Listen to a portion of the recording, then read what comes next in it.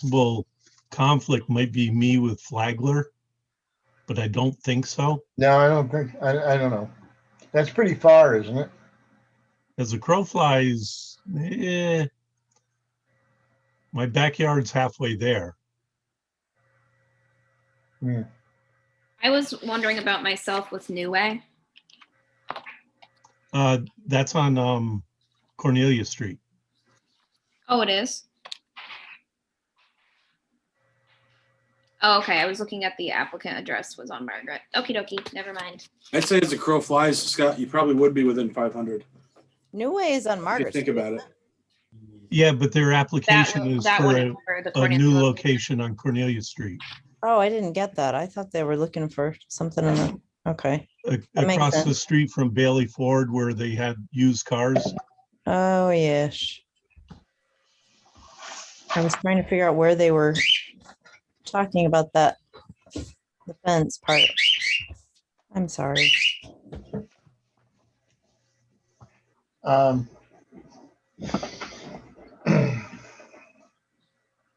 We're waiting for PJ.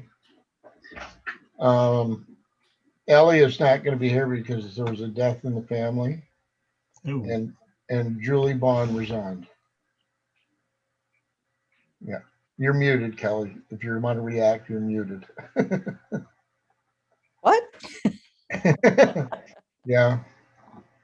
I talked to her, but I saw her at Farmer's Market after. She didn't like Megan. Well, you'll have that. Megan's awful quiet. I tried to help her. She had a bunch of different things that she said to me, but it really came down to the fact that she felt like she didn't get to participate or comment, even though she was an alternate and been there for a few months. And I didn't get into a long discussion about it. I just thanked her for her time, frankly. But it came a lot of it had to do with how come she didn't get to vote or comment. And I understand that. I think we've all been alternates and had to sit through meetings a lot and not do anything while we learned how they work. So anyway, and I think that also probably she's got a lot going on with Farmers Market. I think it's just, zoning isn't for everybody, right? It takes a strange person to want to do this. But anyway, and Ellie's not here, so we need all 5 of us, or if that's what I want to know about a conflict. Do we have any 5? Ron, you calling us all strange people? Huh? You calling us all strange people?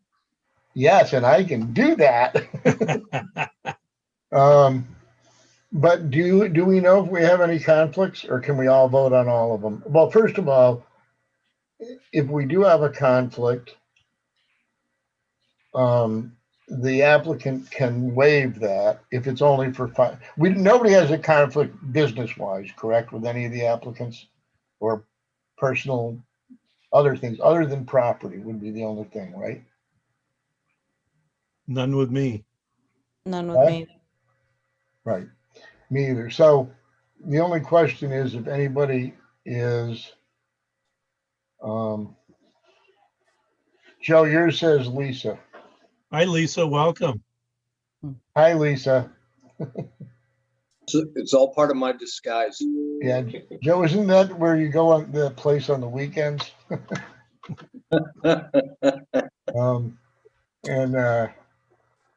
But anyway, so we're waiting for PJ. We do know that.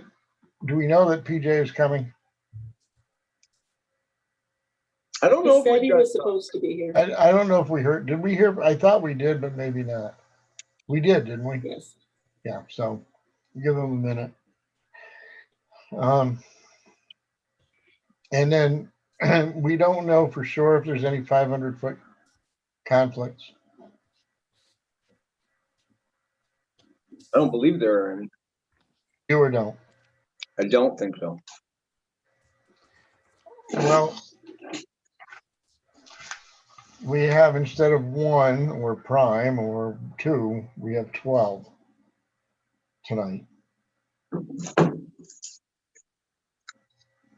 So I'm not gonna wait too much for PJ, so we can just because I want to start discussing them.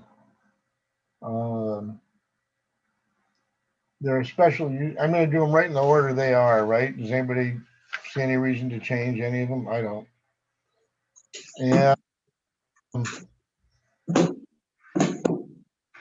I guess I'll just start talking about them. 110 Beekman, we keep seeing this same kind of thing, you know, got to replace a hedge, want to put a 6-foot fence in. I mean, it's constant, you know, there's a bunch now. We've been monthly almost, haven't we? Pretty much. At least one, I want to remove a hedge and put a 6-foot fence in. Yeah, the two on the agenda tonight were both part of, you know, our local law that requires us to track the hedges, and you know, one of them had cut it back a year or two ago to comply, and have decided they'd rather go with a fence, and one of them, the first one you're talking about, hasn't been able to cut hers back yet and wants to secure the fence first. Mm-hmm. Okay, so the first one is replace the 10-foot hedge with a 6-foot fence in the front yard. It's a corner lot, so they have 2 front yards. Is that correct, Joe? That's right. So, I mean, does anybody have, I'm not talking about how we feel or don't feel about it, but does anybody have any questions about this? Well, and interestingly enough, that one is just down the street from the one we granted to Chad Welch, I believe. Right? Yeah, that's right. So- It's at the other end of the block. Yep, the other corner. So, Yeah, I mean, it's relatively, like I said, you know, things have been changed, just like we had for quite a while. We started to see all those driveway things. Now we seem to be seeing fences and I mean, hedges. it should be noted that this one doesn't, you know, challenge the visibility at the corner. It's not, unlike Chad Welch's, it's not going to the corner. correct. It's quite a ways back from the corner. Right. Joe Rector, a new entryway roof to extend into the front 4 feet from the edge of the carport. I mean, I don't have any questions about it. Did anybody have questions or I'm not talking about whether they like it or not, but just do you understand the application? That's already started, Joe. Yeah, the portion that was started doesn't need a variance. Okay. Does the pad require a variance? It doesn't. No, pad or patio, ground level, patio like that does not. I thought it could only be a certain size as a front stoop type of thing. No. Decks and landings at in the front, and yeah, this whether it's made out of wood or concrete or paver patios, if it's on the ground, the precedent for that is that's not an issue. Right. This is just a front yard issue, not coverage or anything, Joe, right? No coverage issue. No. Right. Okay. Daniel and Karen Curry, South Peru, cut back. Hello? Did you ever hear that besides me? Fence to replace hedge, same thing, cut back hedge. This is not a corner issue either, correct, Joe? That is not a corner issue either. No. I'm just going through these until we, I mean, let me know if you want Kyle to try and share some pictures of any of these. Kelly, you're not getting 2 votes because you have somebody with you. Chris Buskey, side of house, and this is a special use permit matter of right. He's allowed to have the fence, just expanding a special use permit. That's right. Okay. Danielle Gerard changed from one multifamily back to two. This was two principal structures, Joe, and then they connected it with a breezeway, and now they want to take it back out, correct? I'm actually not sure. I'm not sure ever two structures. Do you know about that, Kyle? She included a picture in her packet where it shows two separate houses. And at one point in time, it was connected with a foundation wall. But I can pull that up if you want. Well, there's a picture that shows them. Yeah. So, but anyway, and Did the two lots be combined? I don't think there were ever two separate lots. They're not big enough to it's support. one lot, right? Yeah. So this is one lot where they had two separate structures. They joined them together. Then now they want to take them apart again. They're on the same lot. It was never, and it would create deficiencies from side yard, open space, all this stuff, right? But I mean, effectively, it's not going to have much of an effect on the neighborhood or. Right. Do we still have coverage issues? I'll look that up while we discuss it. Yeah, but I think that any of those would have been pre-existing now. You know what I mean? Right? They already would have had those issues, but because they're changing it to two principal structures instead of one connected. Well, they do want to add roofs on the east side of the property. If you look at the house on the right, on their little drawing, there are roofs and a new mudroom they want to add, which is going to affect coverage. And I think Joe has the numbers with him. But when you crunch the numbers, are they less coverage than before they tear out the center? No, the center was torn down before. Right now is just a foundation wall that's there. They came to you guys last year or the year before to change parking. And that was part of what they wanted to do. They wanted to just make a deck. They never did the deck, and they're coming to get rid of the foundation now. But they're not exceeding the coverage they had before. Well, they are in a different way, yes. Are they increasing total coverage? Yes. Joe, do you have the number or no? It can't be by very much, is it? It looks like they're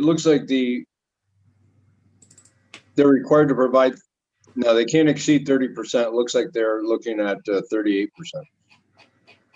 And what was it before?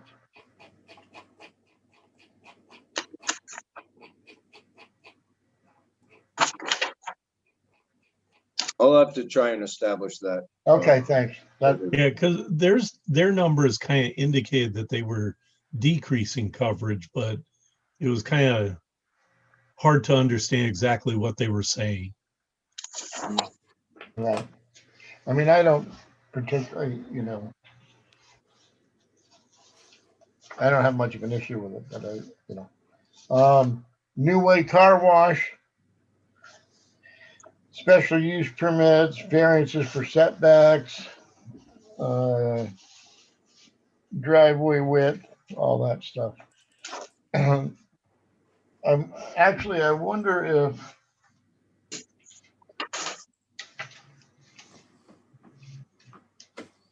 I think maybe what we ought to do, I'm going to ask if people mind if I change my mind about the order and do 11 Nichols and 3 Flagler before I do the two commercial ones, Sable Brewing Oval Craft Brewing and New Way. Hey, PJ. Hi. Does anybody have a problem with that, changing the order? No. Then I think that those two might get a little more, not oval so much, but there's a little more detail. So I'm going to, after Danielle Gerard, I'm going to go to Kristen Marabut build a 12 by 20 shed. So we'll look at that next. Does anybody have questions about that? I mean, I don't understand what does the slab have to do with it? The slab is like, they're not using that slab for parking, are they? Which slab are we talking about? On The, Nichols, the one next to the house. yeah. Because it looks like the driveway goes to the house. But I don't know what that slab is in front of the, No, it looks like the new shed is in the very backyard, away from the shed house is, and right? near the second shed. I just want to make sure what the deviations are there. And what the slab is for. It's really the issue, well, if the Oh. slab is considered paving of any kind, I don't know if the slab is considered that or a patio. Paving this 2 feet. And the shed should be 5 feet and it's 2 feet, but is the shed, is the shed connected to the house? It just looks like it touches. I'm not certain. My guess is that it just abuts the house. Right, so we'll find, but if it's a shed now, it's not a carport. So are they gonna talk about driving back and parking in that? I did not deal with this property, so I'm not certain. All right, well, we'll find out from them. I didn't quite, They did just bat us. and then, Said the slab would be for extra parking. what's that? She chatted and it said the slab would be for extra parking. And is it allowed? It's allowed in the side, correct? That's right. It'd have to be 3 feet from the property line though. Right. Only 2 feet, 3 feet they need, right? But the shed, it has to be 5 feet. So Yes. Richard and Brenda Bulris want to build an 8 by 14 storage shed. But they want to take out another one, and this is, Actually, they're taking out a pergola. Is a pergola considered a structure? Yes. right, So they were pre-existing too many accessory structures to begin with. That's right.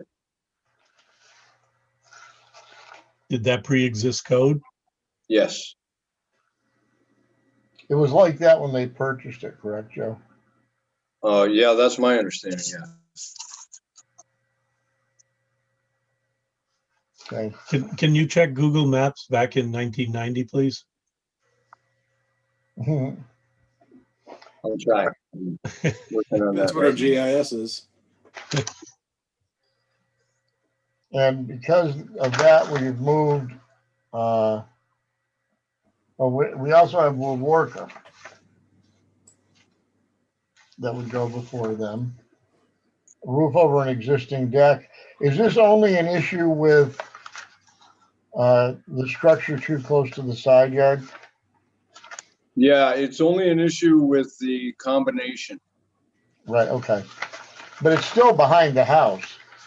Yes, absolutely behind the house. Right, it's not exacerbating, really, it's not coming out past it to make that combination smaller. No, that's right. Will work also, and then we can do New Way and Oval Craft, I guess. Does that sound okay?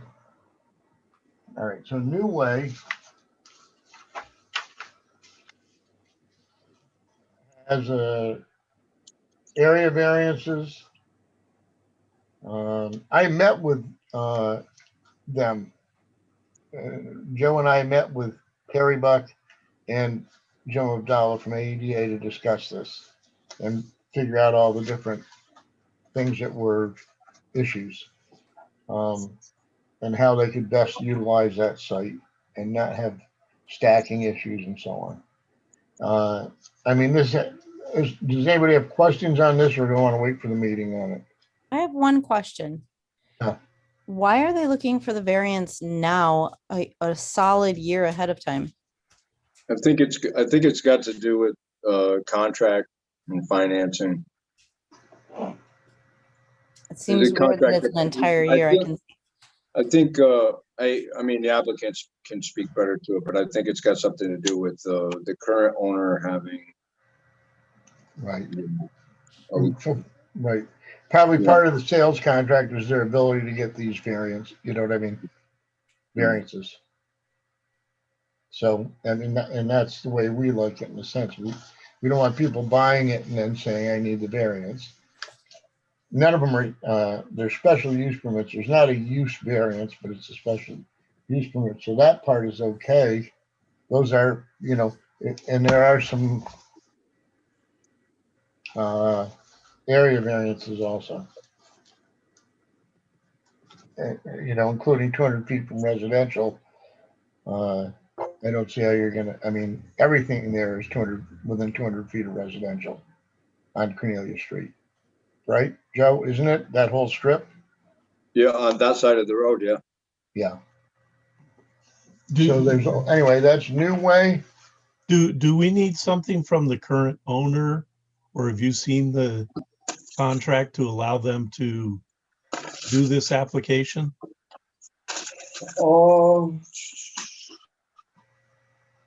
Let me check.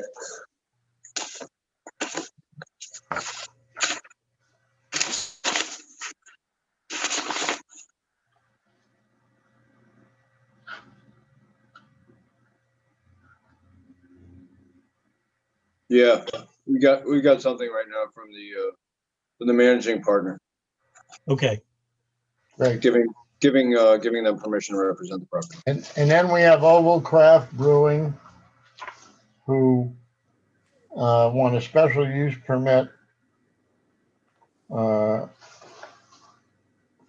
what they're doing, and then also an area variance because they want to build the patio and beer garden on the side of the building. And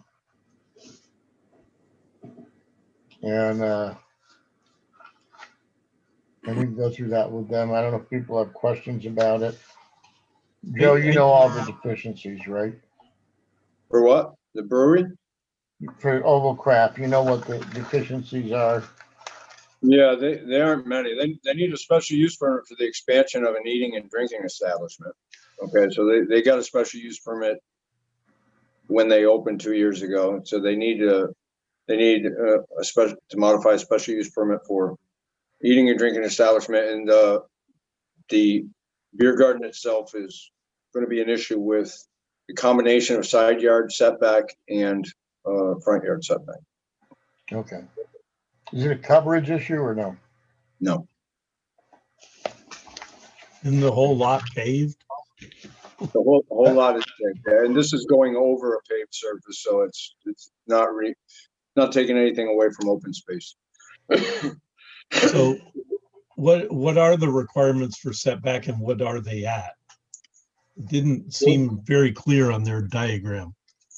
The requirement in the RC2 is 24 minimum and 48 combination, and it's the combination. I believe they have 24 on both. Their combination is down to 32. They need a total combination of 48.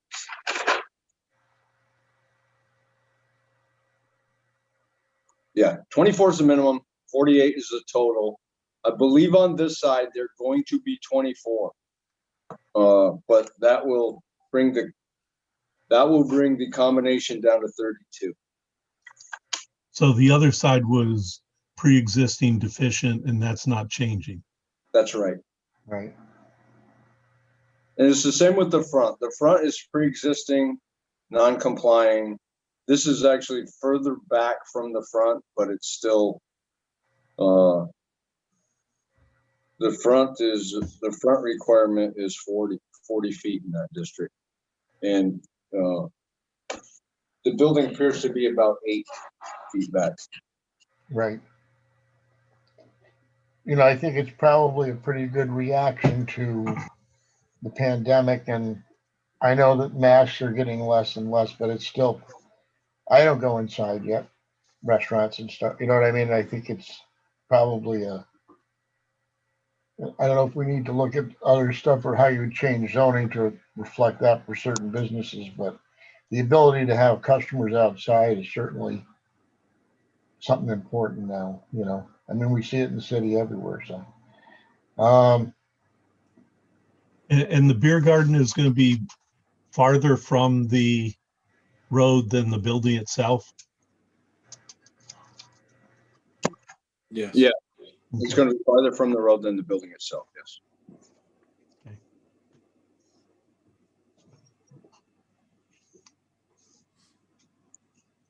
PJ, just so you know, there are only 5 of us tonight. You're voting on everything. And Sounds good. I don't think you were here. Julie Bond has left the board. So we're short, and Ellie can't make it because she had the personal family issues. So, but anyway, so you're all set on all 5 on all these. You've read them, right? Yes, I have. Sorry, I had an issue signing on, so I'm sorry I was a few minutes late there. What's that? I had an issue signing on, so I'm sorry I was a few Oh, no, minutes. that's okay. No problem. But yep, I've read them all. I got them all right here. Good. Okay. Hey, Ron? Yep. Ron, can I share 130 Pine Street one more time? Just my screen real quick. I want you to make sure you know everything that's going on before you get to it. Is it okay if I share it real quick? Say it again. I'm sorry. Can I share 130 real quick? Yeah. Okay. All right. So this is the property. Right now it's connected like right around here with just foundation walls. Right. And all this yellow is going to be new covered space. So it is going to be more than what was there before. I just wanted to make you aware of that. Mhm. It's also, there's a front yard setback with this new mudroom. It's only like a 3-foot triangle here.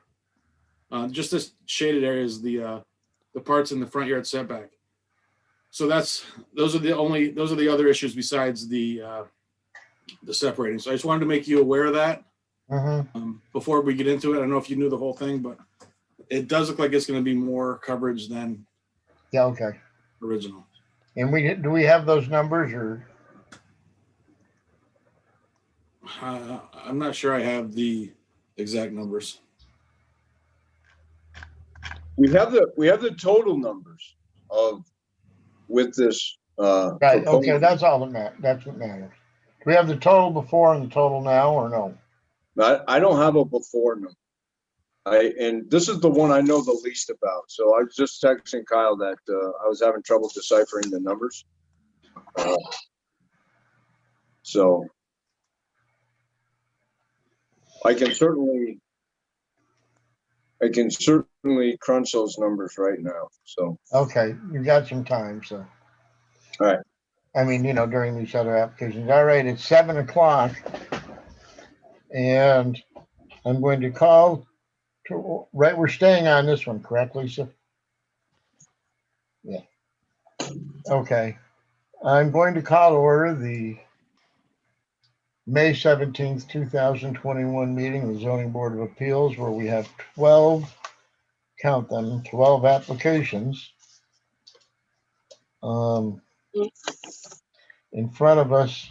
As far as we know, we have no conflicts with property ownership or conflicts because of any personal or business reasons. Nobody has any conflict of interest here, and we're going to proceed assuming that that is correct. We have 12 of them. I really wouldn't, I'd like to go through them as efficiently as we can, I guess I would say. I don't want to go back to 12 midnight meetings. So the first application, well, I'm sorry. we are going to hear them in order up until a certain point. And that point would be that I am going to hear the agenda as it's written through Gail Gerard, and then we are not going to do New Way Car Wash next. We're going to do Kristen Manabat next. Then we're going to do Richard and Brenda Bulrus after that, and Robert Waworka after that. Then we will do New Way Car Wash and finally Oval Craft Brewing. And that is the order of the agenda this evening. We put the two commercial stations near the end so that you can incur more professional fees.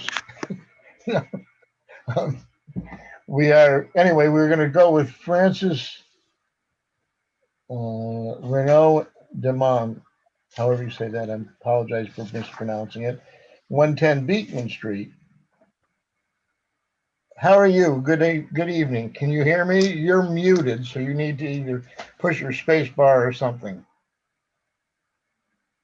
Nope, you're still muted. Maybe it's Control A, Alt A or something. There you go. Okay. Hi, Or Florence. you all. Florence? Yes. My husband Gilbert right here. Yeah, how are you? Good, thank Good you. evening. Perhaps you heard me say we have a bunch of them. We're going to try and be efficient. However, we have to be thorough. And you want to replace a 10-foot cedar hedge with a 6-foot vinyl fence. And it's my understanding, Joe, correct me if I'm wrong, but part of this comes out of the fact that the city wants these hedges gone or off the sidewalk. Is that correct in your case? That's exactly right, yes. So, and we have an application here and we have, Joe, there's no conflict with the corner, correct? There's no conflict with the corner, that's right. All right. So I think the application is pretty self-explanatory. You've answered well, you didn't answer the questions, but I'm assuming it's no to all the undesirable things on the first page. And you filled out the short environmental assessment form and you didn't list the agencies, but at least you said yes, that you needed them. I'm going to open this to the board for questioning. First of all, does anybody on the board have a question about this application? At all? I don't have any questions, but I just chatted to Kyle to see if he could pull up any pics so we can get kind of a live view of what it looks like now going forward. But no, I don't really have any questions right now. I do have some pictures, but I'm not sure how I could upload them. But no, but just, can you hold them up in front of, just hold them up. All right, hold on. I'm gonna do it right We'll now. try that. Oh, are they on the computer, you mean? No, that's okay. If you Okay. don't have- Kyle, do you have any pictures? Yep, I do. Kyle's got it. This is close enough. So it is that hedge right there, Correct. Yes. back too, correct? Yeah, this one and also the one going towards the door. Yeah, that's it. Right, I And then- understand that, even though that's not at the sidewalk. I don't think you would want to have, although it's a nice privacy hedge, a hedge not at the sidewalk and a hedge along the driveway, correct? What's that? What do you mean? I'm sorry, I'm not sure I understood the question. Right. No matter what, what you really, there's an issue with the hedge at the sidewalk. Yeah, But you don't want to have part hedge and part no. fence. Right, No, that's- no, no, we I discussed understand it, that. yeah. Okay, are there any questions from the board regarding this? Okay, if there aren't, I'm gonna open this, Kyle, or at least whoever's doing this, can you tell me if anybody, I'm opening the public hearing portion of this right now. Are there any people raising their hands to comment? There is one, Joe Rector's raising his hand.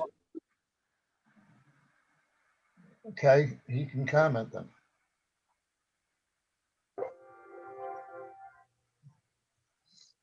And he took his hand down.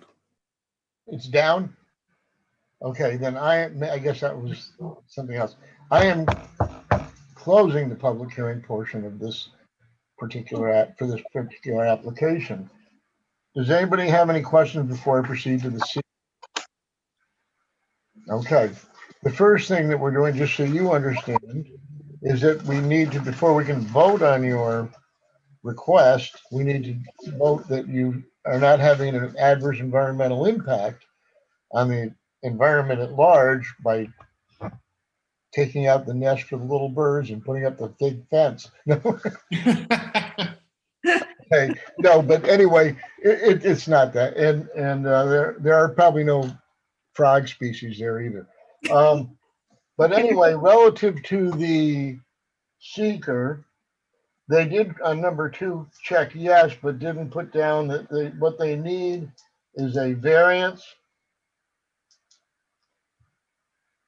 from the ZBA, and I'm changing this, and Lisa, when I bring the other ones, I'll bring you this one too. Variance from the ZBA and a building permit to build the fence. So, Okay, that's just the answer to that question. You answered yes, which many people say no, so you did good, but you're supposed to put down what agencies, and those are the 2 agencies.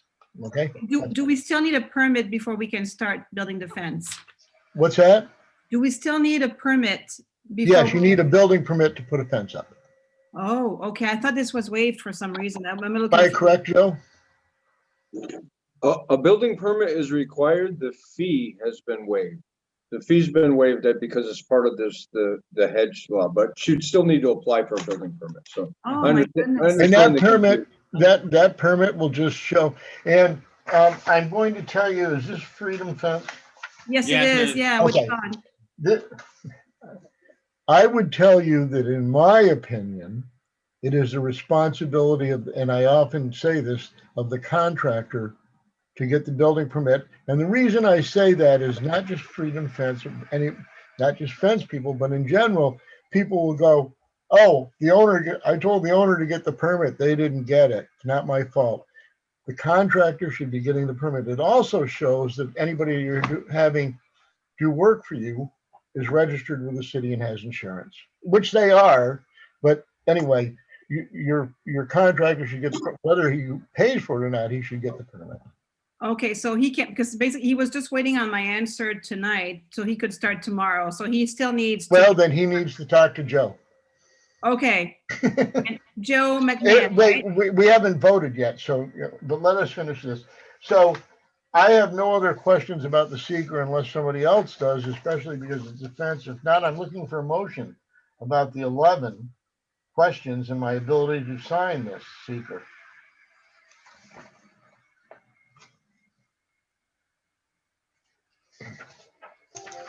All right, I'll make a motion in regards to Appeal 2267 after review of Part 1 of the short environmental assessment form that we check in Part 2, questions 1 through 11, no or small impact may occur. And as a result of that, in Part 3, the chair check that we've determined based on the information that the proposed action will not result in any significant adverse environmental impact. Who seconded that? Thank you, Megan. All in favor with a raise of hands? Aye. Okay, no, you can't vote. And, okay, so the seeker is passed. Now, if anybody has no more questions, I'm looking for a motion regarding the allowing a variance to install the fence as shown on the plans and proposal by C&E Fencing with a valid building permit. You're muted. It's not C&E, Freedom. Oh, Freedom Fence, sorry. I'm confused. All right, who wants to make a motion? Meg? Sure. I'll make a motion for appeal number 2267 at 110 Beekman Street to replace their 10-foot cedar hedge with a 6-foot vinyl fence, As shown on the shown on the plans. plans. Great. Thank you. Um, I'd like to just add to that, just to be sure that that 1 foot setback be noted. It's there, but it's hard to see on the drawing Yes, from the sidewalk. Meg, do you want to add that to your? Okay, I'm sorry. So what, Scott? There's a 1 foot setback and it's kind of hard to see from the sidewalk. And I'd like to be sure that that is there. Okay. Okay, so Just, oh, you say motion including, for 2267 at 110 Beekman to replace their cedar hedge with a 6-foot fence, recognizing a 1 foot setback on the sidewalk side on, would it be Holland? Holland. Yes. Okay, okay, seconded by PJ. Did you second that? No, let PJ do it. He needs practice. Okay. Are we chatting now, Lisa? Okay, send your vote, chat with Lisa. And send a vote. A yes vote is to approve. And it actually says, it doesn't say Lisa, that would be Joe using that moniker. It says City of Plattsburgh. A yes vote is to approve.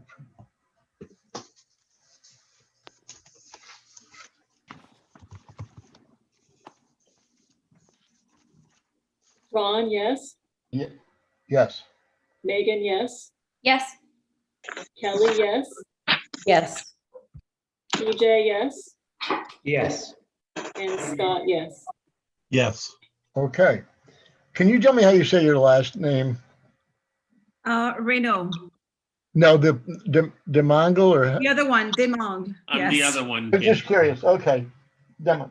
All right. Anyway, you've been approved 5-0. You're all set. Thank you Thank you. very much. Thank you for participating in the project. Just make sure that your contractor gets in touch with the building inspector and gets a permit. Okay, we will. Thank you so much. Thank you. Thank So, you very much. Can Yeah. we start construction even though we may not have a written documentation that it's been approved by the Right. board? You're fine with us, but you can't start construction without something from the building inspector. You got it. And You're is it fine with us. You can take this to the bank. No, but you can, this is fine. We're That's telling you that we've approved you. Eventually you get something from them. But if you want to start construction, you can start. Well, they've got to remove the hedge to begin with, right? Yeah. Yes, that's All right. right. So unless that's only going to take 1 day, which I doubt, but if it is, that's demolition. That's not building the Oh, fence. so he can start that and then get the permit tomorrow. Like, Is it some is that- 1-day thing to get the permit? Kyle, would you say that's correct? That they can start removing the hedge? That's not construction, correct? Correct. Yep. Okay. And how long does it take to obtain the permit? Just so we know. I don't know, 5 months or so. No, I think they're pretty quick with them, or at least they'll give you the go ahead. It's more a matter of your contractor filling out the form and getting it to them. Okay, thank you so much. We appreciate. Thank you. Thank you. You're all set. Okay, have a good evening. Bye. You Bye-bye. too. Thanks. Bye-bye. Ron, my building permit took 3 months to get. Yeah, well, No, I hope you're not. special. All right. You're all, thank you, Florence. Okay, thank you. Good night. Bye-bye. The next one is Joe Rector, 4 Autumn Drive.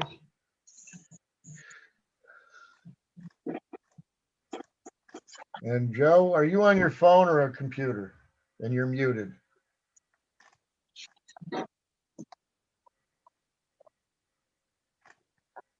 Joe Rector, you're muted. Either try Alt A or spacebar. There you go. How's that? Are you on a phone or a computer? A computer. I don't see you yet, so allow video because we want, we'd like to see Yeah. you. I you don't. can. I don't know how to get that done. You can. If you can't, you can't. Okay. I mean, I'm open to suggestions, so I don't know how. In the lower left, there should be a button about video. Start video, Yep, that's it. and then okay. There you go. Hi, Joe. How are you? Good, how you doing? Good. Your name sounds familiar, but I can't place you, but that's okay. You want to build, property owner is Ronald and Catherine Rector, and who was that? Catherine's my wife. Okay. And Ronald, my name's Ronald Joseph Rector, but I go by Joe. Oh, okay. So that's you guys. Right. Yeah. Okay. It's not your parents. Right. Well, actually it is. My father's the same name. Yeah, okay. All right, so you want to build a new entry roof to extend into the front yard 4 feet from the edge of the carport roof, 4 feet by 6 feet wide. So, and it is going, we have, this went to the county because of something close to something. Where's Autumn Drive again? Autumn Drive is right off Boynton. Right. That's right. Yes. I apologize. I didn't get to go look at yours. But this is you want to build this and it extends how far? 4 feet into the front yard setback. Is that correct, Joe? That's correct. By 6 feet. So Joe McMahon, is that the only issue here? It's not a coverage or anything, it's just front yard setback? That is the only issue, yes. Okay. I'm going to open this up to the board. Does anybody on the board have a question regarding this application?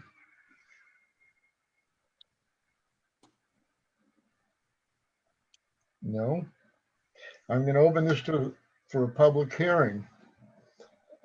Kyle, can you let me know if anybody would like from the public is ready to make a comment or say anything about this application, and just raise your hand. Nope, no one's out there. I guess I just have a question. Why is that even needed? Your house is actually set back under the carport now. Right. Wait, hold on, Scott, just 1 second. I'm going to close the public hearing portion. Now go ahead, Scott. I mean, right now your carport, that area where you're putting that in is set back 10 feet from the edge of the building. And it appears you're just filling in, then just want to keep growing towards the street. No, we just want to have a little overhang for the new door entry. We're closing in under the carport a little mudroom so we can enter our house and take things off, and then putting a little extension over that area 4 feet out with a new roof and nice pillars, and it will really enhance the house, but also make a nice entryway with no coverage, just a roof over. Joe, is that what is this an example then, right? This picture? Yes, there's a This picture is what you want it to look like, correct? close to that. Yes, just a Yeah, little. but I'm saying this is an example. Exactly. Yeah. Right.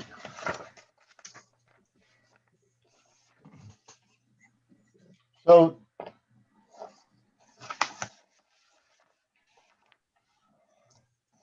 But if you came out the side you're of going the to mud, fill in under the carport, that porch. I'm not a great picture, and I know you have these, Kyle, but I'm just doing it quickly. This picture of the carport, it's too dark maybe, Oh yeah. or that area, you're going to fill that in with a mudroom. Yes, it's a 6 There'll be by. a door out at the edge of that, even with that brick wall.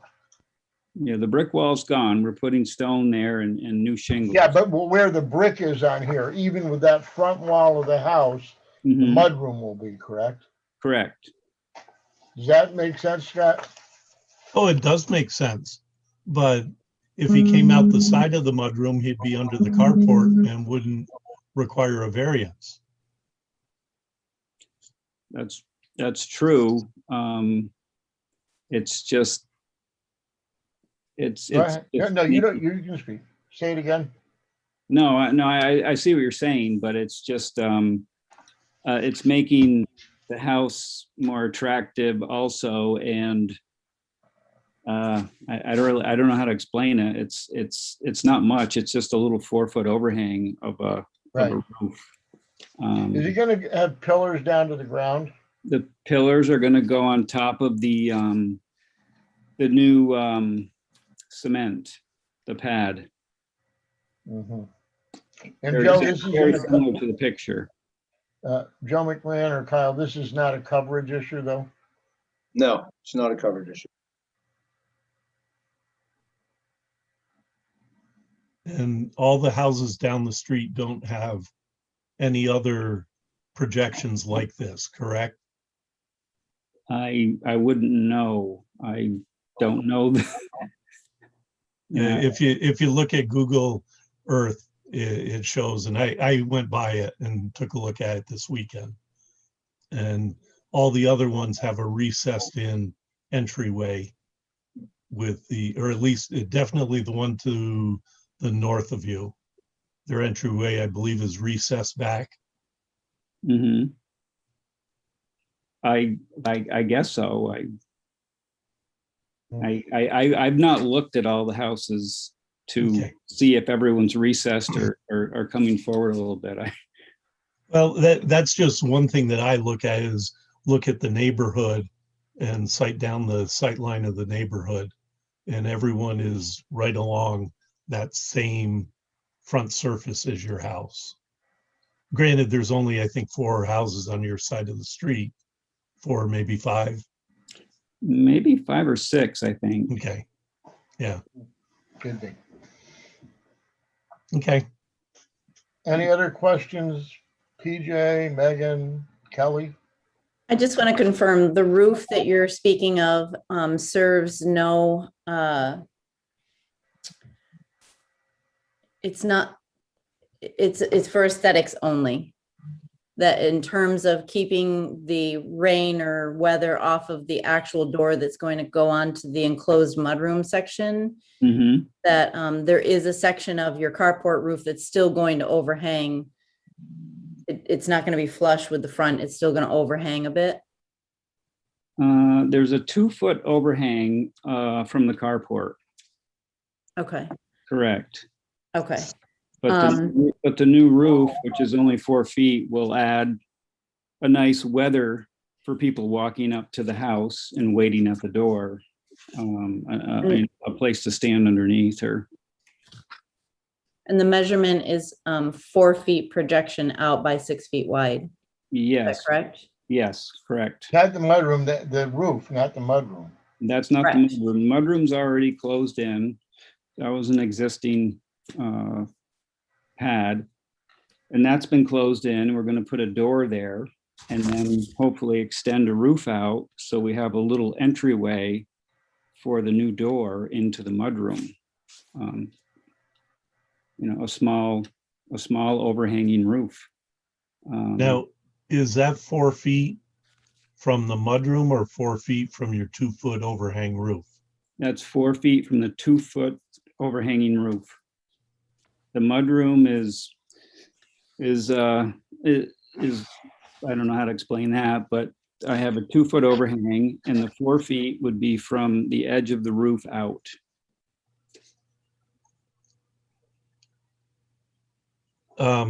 Kyle or Joe, is there setback the front of the house or the mudroom?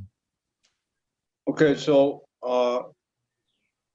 there is an allowance for an overhang, which is one of those allowances as a projection into the required yard. So that's up to 3 feet. So Well, by best calculations, it appears that this area is 26 feet back. So 4 feet, a 4-foot projection, and they've got 1 foot to play with, so the 4-foot roof is really 3 feet, a 3-foot projection into the yard by 6 feet wide. It's 18 square feet. So the overhang is a foot back from the setback? Yes, Okay.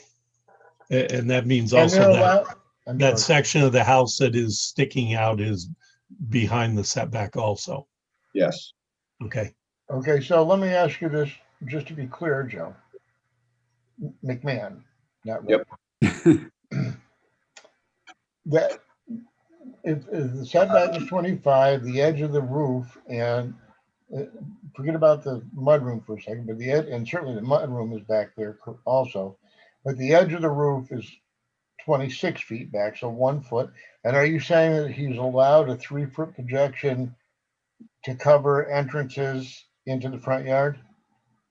That's not exactly what I'm saying. I mean, you got the numbers right for, how I understand it.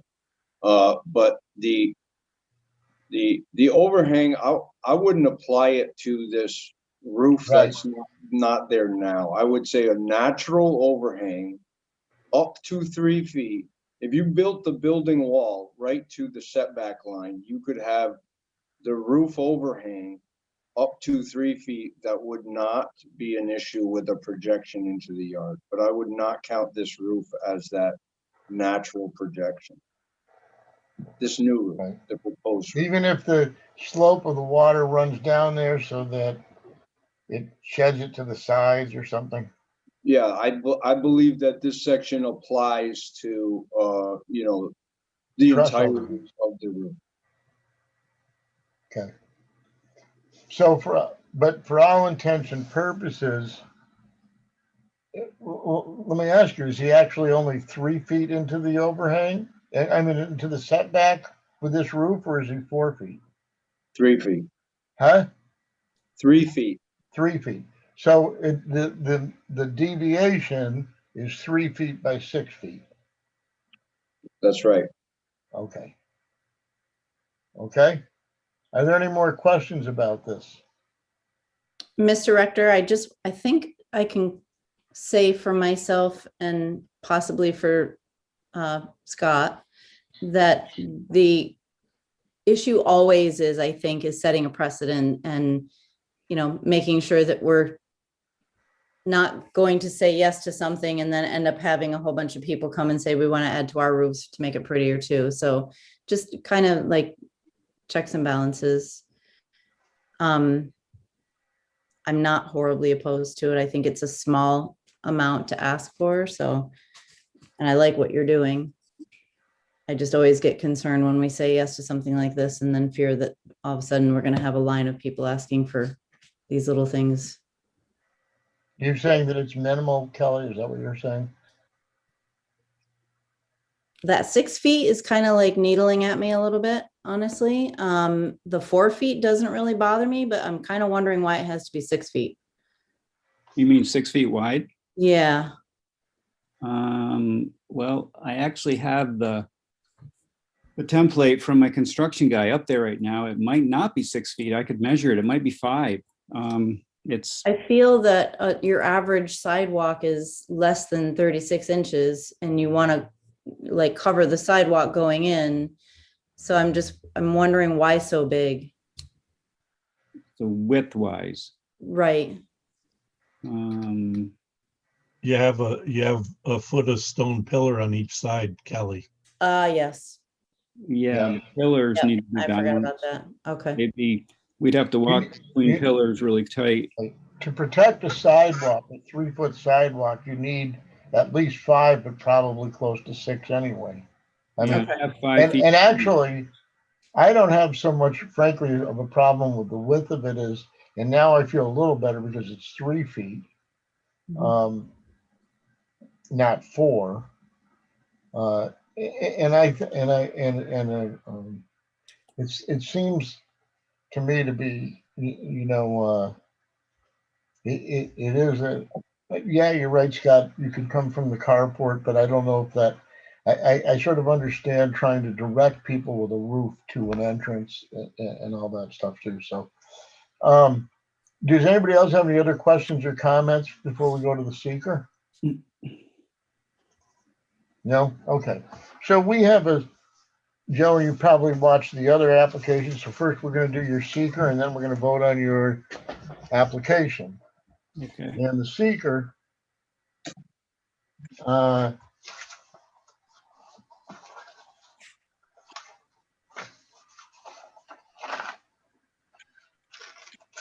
You said, you did answer yes to number 2.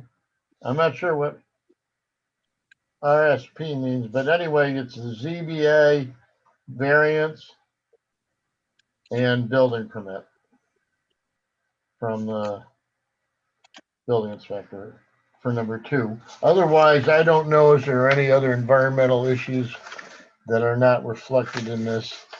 And I'm looking for a motion regarding the seeker.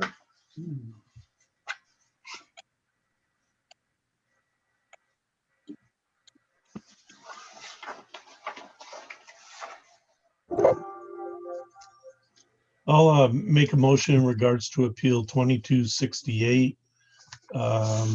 After review of the short environmental assessment form, part 1, that in part 2, we checked no or small impact may occur. And as a result of that, the chair checked in part 3 that this Okay, that this action, proposed action, will not result in any significant adverse environmental impacts. and who wants to second that? Second. Kelly seconded. Thank you. All in favor, say aye, please. Aye. I Is the seeker. If there are no other questions, I am looking for a motion regarding this appeal. I'll make a motion for appeal 2268 for Mr. Joe Rector at 4 Autumn Drive. I make a motion to grant the Class B area variance request to construct a new entryway of a 6-foot wide by 4-foot wide roof extension into the front yard setback over the carport mudroom. Can you clarify that to say that it's 3 feet of it is intruding 3 feet onto the front yard setback, even though it's a 4-foot roof? This roof is intruding 3 feet into the front yard setback. Okay, seconded. Megan, thank you very much. We're going to text or chat with Lisa. A yes vote is to approve the motion as forwarded by Kelly.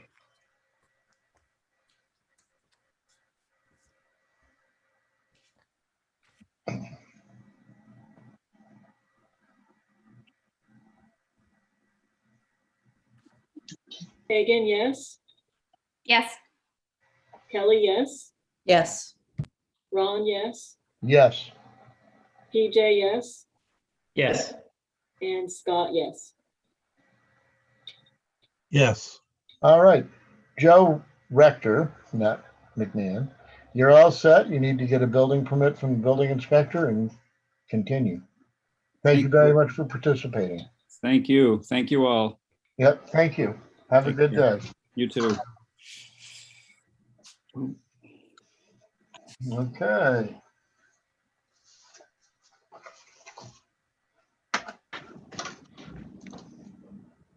The next application is going to be Daniel and Karen Curry, 20 South Peru Street. This is an area variance to cut back the hedge because people are throwing garbage on it. And Daniel and Karen, you're muted, number 1, and we'd like to, if we can see your smiling face, that'd be great.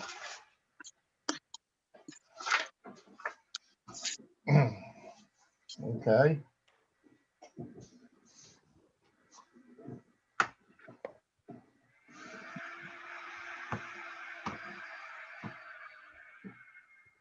If you're speaking, Daniel and Karen, we can't hear you, so you either have to push Alt A or the space bar or something. And also, we can't see you. There. Okay, And are you on a computer? There there you we are. are. Hi, Karen. Hi, How are you? good. How are you? Good. Okay, so you're here because, and Joe, this is part of the cedar hedge crackdown. That's right, yes. You like how I called that, Karen? Yes. Anyway, and I understand the city's position on this, and we have Freedom Fence again. And this is on South Peru Street, and you want to cut back the hedge. Joe, is this in any way an issue with corners or other site issues? No, And what happened, Karen, if I understand correctly, is that the hedge had to be cut back because it stuck out under the sidewalk. Now it's half dead. It looks like crap. Correct. Put a fence up and people are throwing garbage and dog poop there. Yes, correct. And that's what I thought. That's what I gleaned from your application. Yes. I don't have much of a question about it myself, frankly. But I'm going to open it up first to the board to see if the board has any questions. And if not, then I'm going to open it to public. So, board, any questions regarding this replacement of a hedge with a fence in the front yard? No. Okay. Kyle, I'm opening, and everybody, I'm opening this to the public and to see if there are any public comments regarding this fence. Kyle, can you tell me if anybody is raising their hand? No hands, sir. Nobody. I am closing the public hearing portion. I don't have any question about this at all, and I think, as I said in the pre-meeting, just like we went through a flurry of driveway issues before, this seems to be a huge issue, not just with cedar, oddly, not just with cedar hedges, but certainly with hedges. And I have a giant hedge in my backyard that separates me from young adult housing, as I like to call it. And if that was gone, I would want about a 15-foot fence. But and that's in my rear yard. I could get, I guess, 10. But anyway, I don't see. I think this is happening more and more, and the way that the city is redoing, just so you know, the zoning code eventually. And I think one of the things that needs to be looked at, and I don't like big fences generally in front yards because I think it makes it seem too foreboding. But and actually isn't. I don't think it's necessarily safe sometimes for the homeowner, believe it or not. But anyway, I fully understand this. Nobody on the board seemed to have questions. We didn't get anything from the public. So the first thing, unless anybody has any other questions, that I'd like to do is do the seeker. Actually, I do have a question. Okay, go ahead, Scott. You're going to go along South Peru Street. Are you going to curve back on the south edge of your property? No.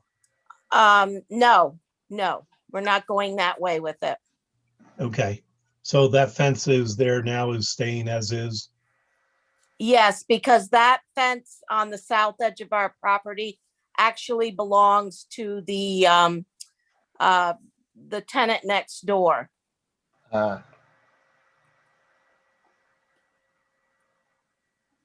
Okay. The tenant next door being on South Peru Street? Yes. Do you own the property? Yes, we own our property. Yes. Do you own, when you say the tenant? Well, I mean the property owner next door owns Okay, that chain link fence. okay. Joe, is that allowed with a pool? What exactly? That they not own the fence that surrounds the pool? I believe that does comply with the enclosure requirements as long as that fence is still there. If the owner chooses to take down the fence, which these people would have no control over, then they would have to complete the enclosure on their property. Okay, And actually, that is something that we have thought about. And if that chain link fence ever does come down, then we would definitely close that in. We would want to. Okay. And, you know, that leads to the question then, Scott, do we want to make it so that well, it would expire anyway, wouldn't it? Yes. I guess, I was thinking along the same lines to include it, but unless they do it within the 6 months or as part of this, right, it's null and void.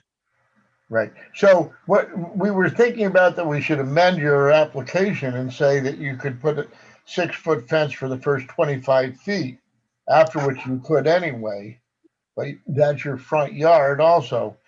In the future, if they took the fence down, but it expires in 6 months, so it wouldn't do you any good. I see. So, okay. This is actually the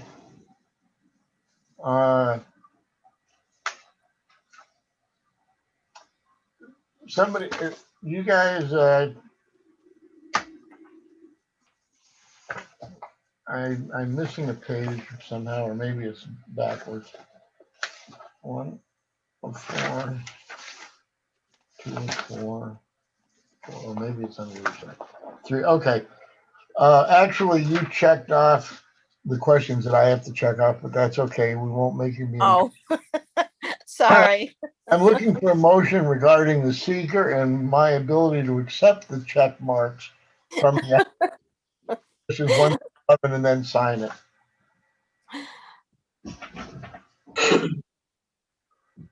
Well, first you have to go after question 2, Ron. What's that? Question 2 is check no, and it should be checked yes. Oh, I'm sorry. Yeah, I got so excited about seeing the other ones checked and not having to do that work.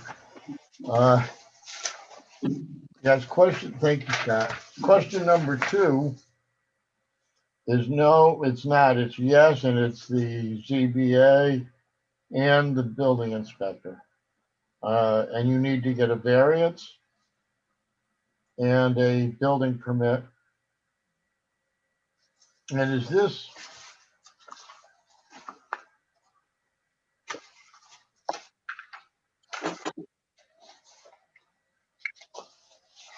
Hold on 1 second. Yeah. I'm going to tell you that you need to get your contractor to get a building permit from the building inspector's office for the fence. Okay. All right, we will. Yeah, he needs to get the permit. And I'm saying this nicely, but I don't like homeowners having to get permits, because then contractors would say, oh, I thought they got it. So it's easier for me to say, have your contractor, if you were doing the work yourself, you'd get your own permit. But if you're going to have somebody do it, have them get the permit from the building inspector before you start. Okay. Thank All right. So I've changed that question number 2. Thank you, Scott. And now I'm looking for a motion.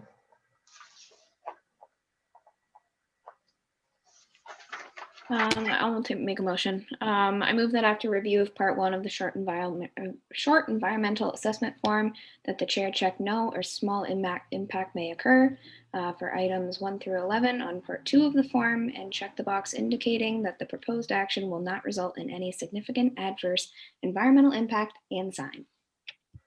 Seconded by, thanks, PJ. PJ, thank you. All in favor? Aye. PJ, do you say aye? Aye. Aye, thank you. All right, so that's the seeker. Now, I'm looking for a motion regarding the installation of this fence as per the attached plan. Who wants to make the motion?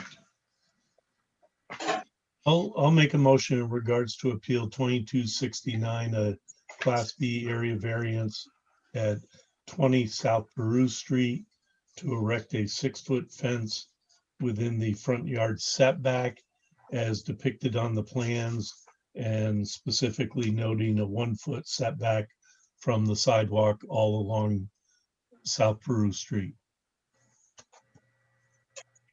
Okay, seconded by Megan. Kelly, I'll let you do next. All right. So we are going to chat with the city of Plattsburgh. A yes vote is to approve.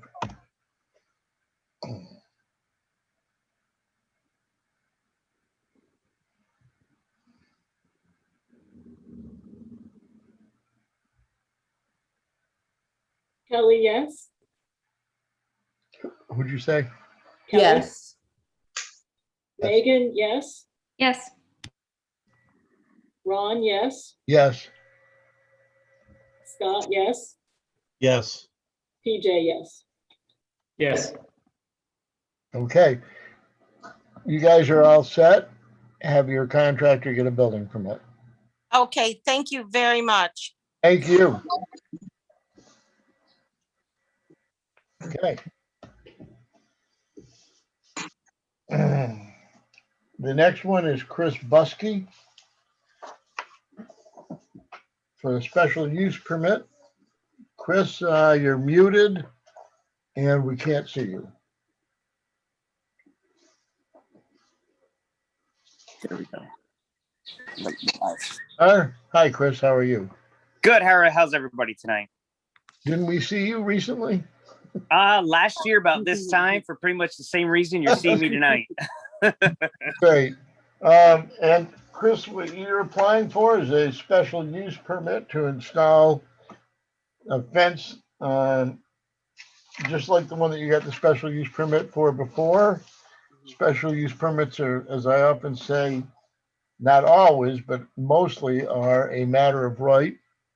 In this case, you're within your rights, but we have to make sure that there's no adverse impact on your neighborhood or whatever.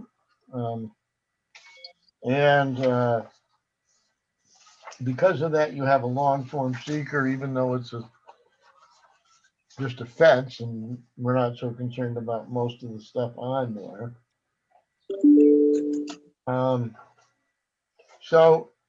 This is a fence with lattice on top. So isn't it about 7.5 feet, correct? Correct. About 7.5 feet. Yes. And you want to do the same fence to do that. Pardon me. I'm sorry. I don't have any questions about it, but I'm going to open it to the board first. Are there any questions from anybody on the board regarding the expansion of this special use permit to install 7.5 foot fence where it's allowed by special use permit? Oh, There's not a actual diagram of it. How far are you coming forward, and what is it relative to the front corner of your house or the setback from the front yard? So we're going, and I believe I'm looking at right now, a panel is roughly 6 feet wide. We're going one panel forward, and then we're enclosing up to the house itself. Due to the fact that we already have the permit for the pool, due to the fact we're getting a pool. So we're essentially closing it off.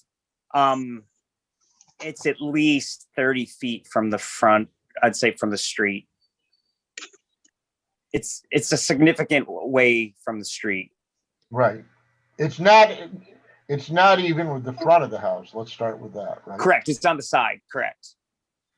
And is the house 25 feet back from the street? The beginning of the house is probably 20 feet, and then the fence would be another 10 feet back. Okay. Joe, are we concerned about the fence in the front yard? No, not at all. It's not getting to the front of the house, so anything behind the front of the house is very clearly in the side yard. Okay. Any other questions? I can try and get you a satellite image if you like. If you'd like, yeah. While we're looking at that though, Well, and actually looking at the driveway, I mean, what, can you put 2 cars end to end in your driveway? Yes. They're tight, but we can do that. Yes. All right, so there you go. If you figure a car is 15 feet, yeah, so it's at a least short 30. car, whereas the longer car is 18 or 20, you're a good 35 feet from this curb, at least, for the front of the house, and you're back from the front of the house. Oh, yeah, it's back from the front, probably another 20 feet then. Then Okay. I'll have a concern. I'm going to open the public hearing portion of this right now. Kyle, can you tell me if there's anybody raising their hand?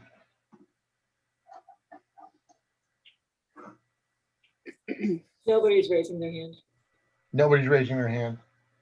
Okay, I am closing the public hearing portion of this application. We have a long form seeker, which means I'm not checking off any questions.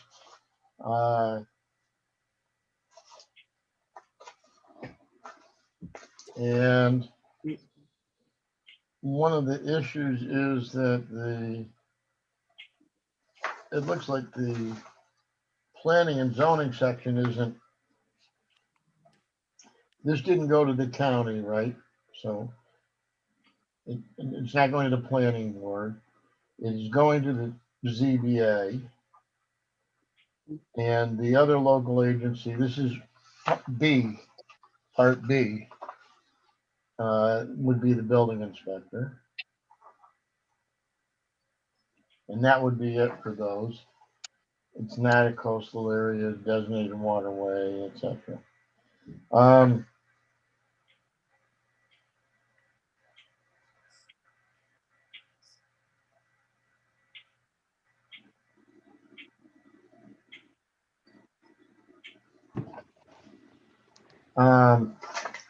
Otherwise, have people looked at the long form seeker and do they have any questions? If not, what I'm looking for at this point for the seeker is a motion stating that we find no adverse environmental impact.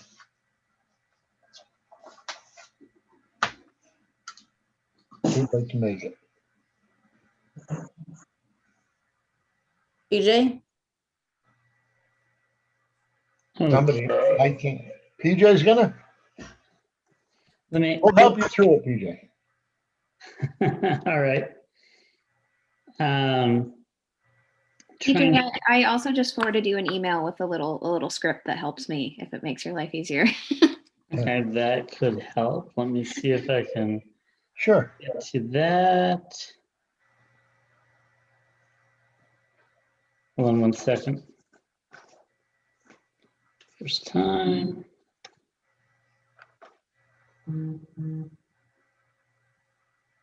Okay, so I'd say I move that after review of the short environmental assessment form, Long long form. Sorry. Okay. environmental assessment form, that there is small impact that may occur from parts 1 to 11 on part 2 of the form. This is the, PJ, this is the long form, so all you need to do is make a motion that after review of the long form, we find no adverse environmental impact. That's all you need. That, the other one is for the short form. This is the long form. That's all. Okay. Not to review of the long form? Yep. This is the long form. Okay. That not to review of the long form, that there's no adverse environmental impact. Okay. I'll take a second from Kelly. Thank you, Kelly. All in favor? Thanks, PJ, you PJ. can pay me back Raise your later. hand and say aye. Aye. Aye. Okay. Are there any other questions regarding this special use permit? If not, I'm looking for a motion to grant the special use permit, the expansion, the special use permit for the additional fencing. I'll make a motion. Okay. For appeal 2270 for Christopher Buskey at 76 Park Ave. I make a motion to approve the request for the special use permit to extend the 7.5 foot fencing in the rear yard of his property to attach the existing fencing to the back corner of his house.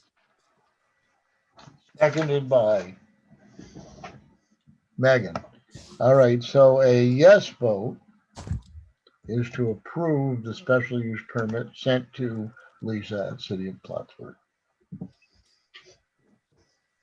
You guys don't seem very nervous about this. You think you're gonna get it, don't you? It's her smile. Wins everything. Okay. It's because you've been here before.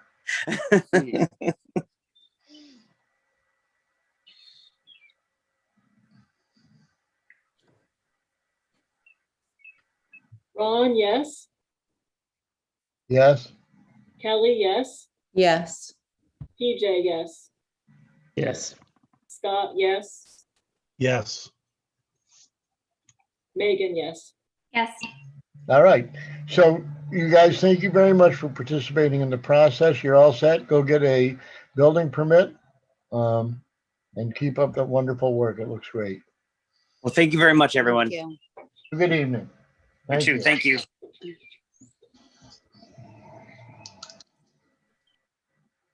So PJ, just Yes. remember that the long form is easier to do than the short form. That's why I called you out on it, because That's you don't right. have to like Yeah. worry about the checking Question. the 11 and all that other stuff. So it's just after review of the long form assessment, we found there's little to no impact. Okay, cool. Thank That's, you. that's Super the, easy. the second paragraph on the script. Yeah, I should have read that quicker. Okay. Okay. You know, Ron put me on the spot for my first one too, and it was a Kathleen did it to me. So, So did Scott. So It's Kelly's fault, totally Kelly's fault. I want to know why Kyle's got 3 windows on here. That's what Hi, Danielle. How are you? I want to make known publicly that I've known Danielle since she was very young. Okay. But that's not affecting my vote. so should we vote now? No. Okay, so Danielle, this is for 130 Pine Street and you live there, correct? Yeah, And you want to change from 1 multifamily back to 2 single-family dwellings. You're deficient in coverage, open space, and setbacks, is what I understand. Mhm. And you've answered no to all the questions. And this isn't quite as simple as the fences, obviously. And this was 2 buildings, and it was, then became connected by a breezeway, right? yeah. It was originally, sorry, were you saying something, Ron? I can't hear you. When was that? When? So it's the buildings are the houses were originally built in like the 1820s or 30s. The addition was put in the 1940s, connecting them. Mm-hmm. And it was the way it was built, the roof line was shedding into both of the pre-existing buildings, and over that length of time was deteriorating the walls of both structures. So we had to tear it down to save both of them. Right. Okay. And now what you're doing is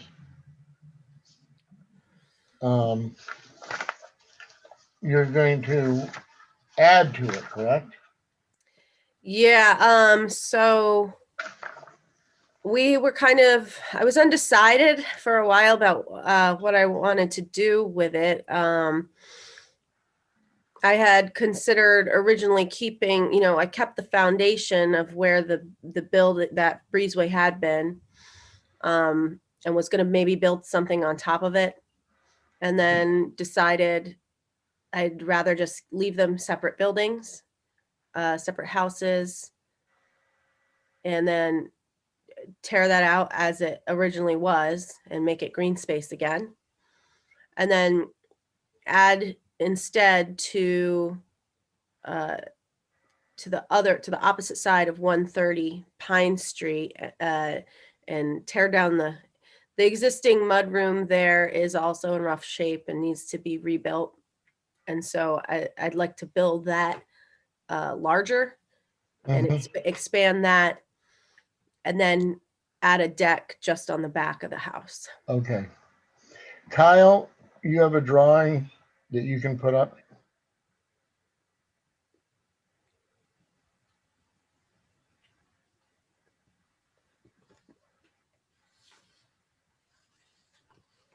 Hey, Kyle's working on it right now. He's in Okay. now, so give him a minute. Okay. But your footprint will be bigger. In other words, you're expanding the coverage if you do those. Yeah, so I was just kind of realizing some numbers that you might be looking for, and was crunching those numbers here when I was listening to you guys in the pre-meeting.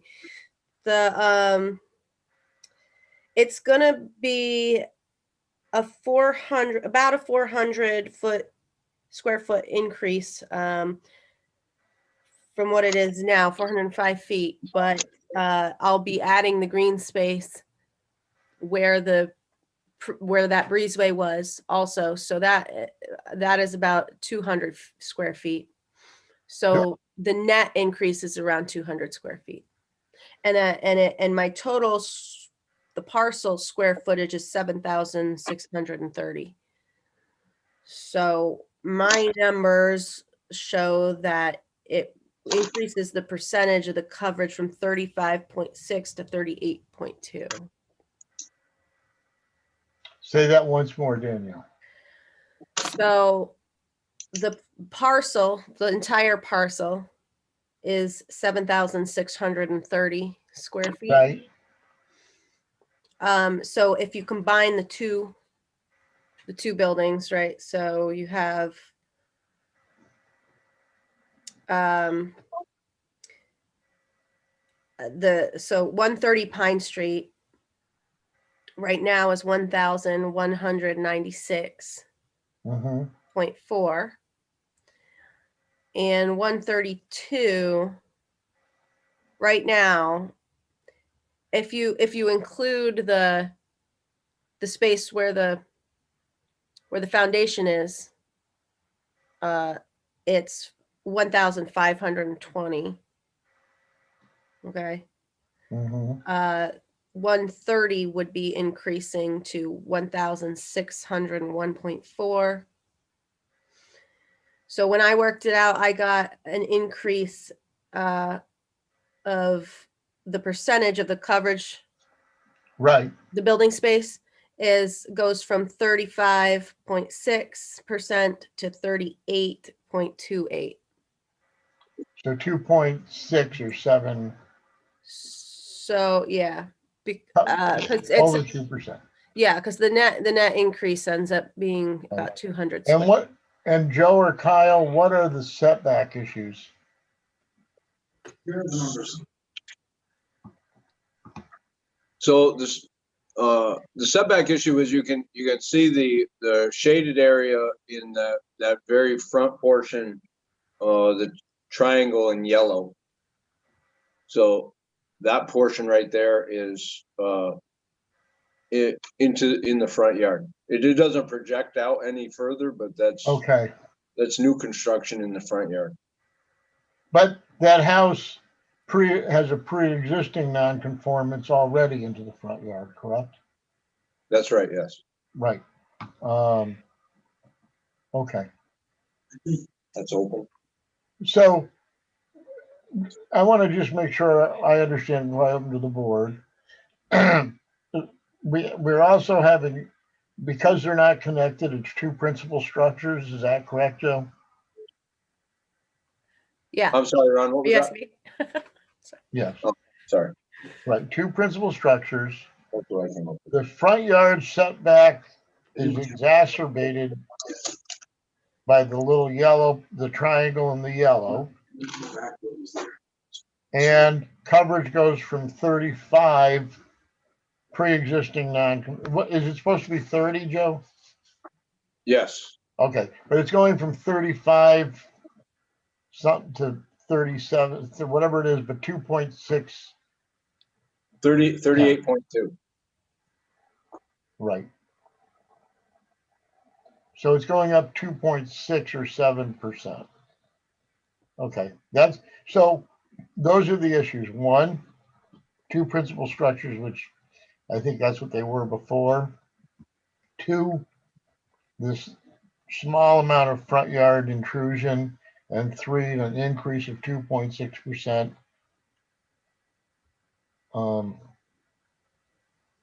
because of the change, getting rid of some of it and adding some. And I'm just gonna say as a separate thing, Pine Street, and especially now with the Saranac River Trail and all that stuff, and I've always thought that area, I almost moved there once, but we need to, I think, encourage the rehabilitation of that area however we can, frankly. And this is not something that's going to be changing density where somebody's going to tear these down and build a megaplex. So I think that that's important to me anyway.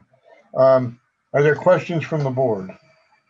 I had a couple of questions. First off, isn't that allowed in the front yard if all the other properties are closer to the street? Isn't there a clause in the code somewhere? There's something about developed properties. Yes, it often is a problem with a corner property, but it actually may apply to this. Well, I am a corner property, but. Yeah. All right.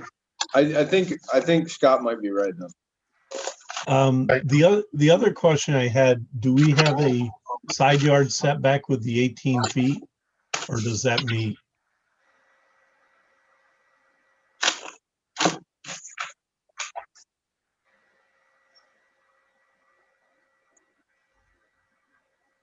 I don't think that's an issue. Okay. Any questions, Kelly? How do you? Oh, I'm sorry, we're done. I thought you were done. How do you do a combined side yard with a corner lot? You don't need to just have it on your What's that, Scott? How do you do a combined side yard when you have a corner lot? You don't do a combination. You've got two front yards, one side and one rear. So it has to meet the minimum for the side on the one you decide that's the side. Which is 10 feet. Yes. Okay. How wide's the lot, Joe? The lot is wide enough to be 10 feet, right? Yes. Okay. Did you have more questions, Scott? Yeah, a question for the applicant. The mudroom, is that going where the porch is now? They showed a picture of a front porch on that building. Is that gone? Let me see. What picture are you looking at? Well, there's one that showed your. That's a picture from probably the 1920s, and I got that from a neighbor. So that's why the hitching post is right there? Yeah. The porch is no longer there. Yeah. Front porch. Okay. Okay, so if I could just comment on, just one second, Danielle, if I could comment on Scott's question, the front yard exception has to do with a vacant lot. If you're constructing a new property and you have developed properties on each side, you're allowed to. The most recent one probably being Ken Musso on North Catherine. South Catherine, I mean. South Catherine. Okay. Thank you. Mm-hmm. Kelly, any questions? No, Scott actually asked the question that I was thinking, and the only other thing I was just curious is what is the addition of that back section of the yellow? Like what is that distance there that you're adding? It is 10 feet by 14 feet. That would be a deck. Which still counts towards coverage. Mm-hmm. Okay. So it's not all, actually, some of this 2.6% increase is not for building. It's not building coverage. It's right? That's not building, the deck counts as against open space, correct, Joe?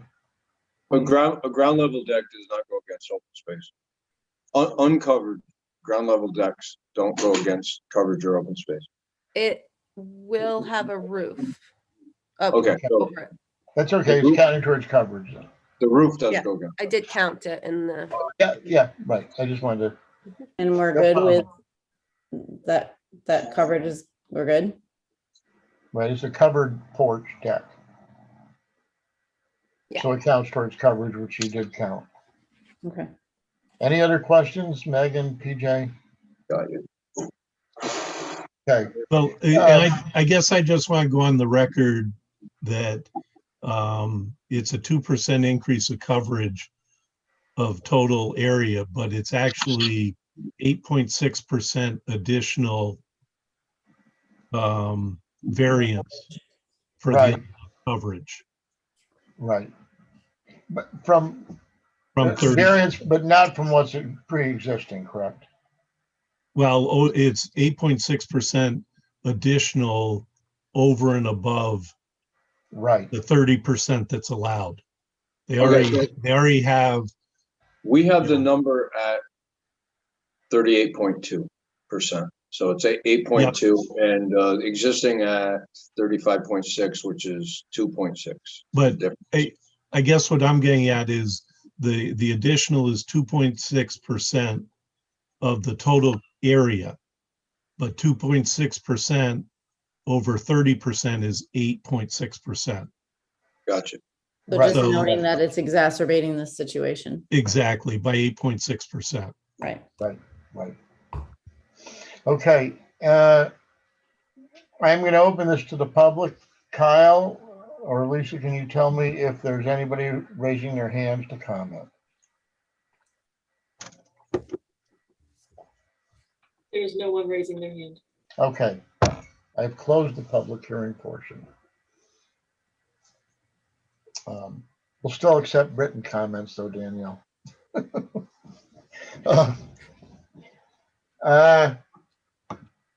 I'd like to talk about the short form environmental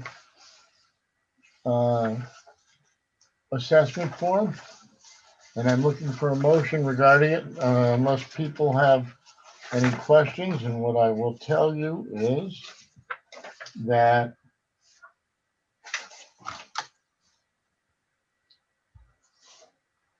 Danielle did answer correctly. When is the lottery for today?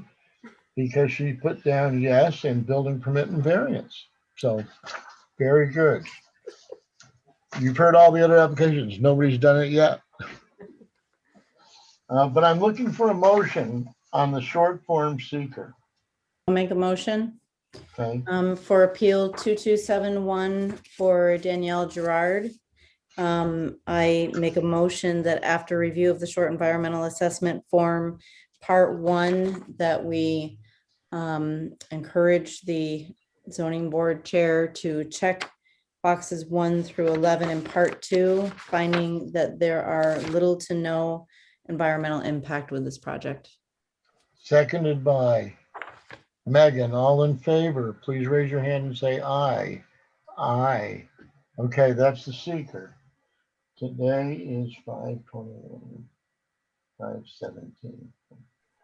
Okay, if there are no other questions, I'm looking for a motion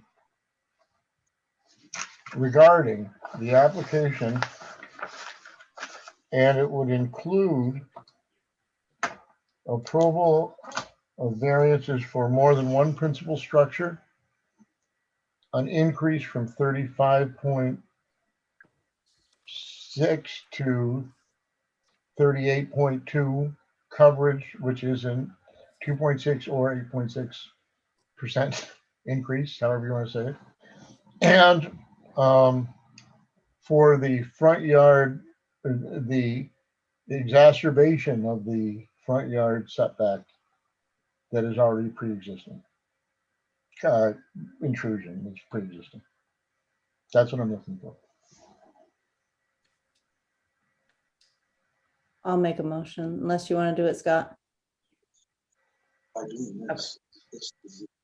So I will make a motion for appeal 2271 for Daniel Gerard at 130 Pine Street to approve for the Class B area variance request to convert the multifamily home back to back to two single-family dwellings.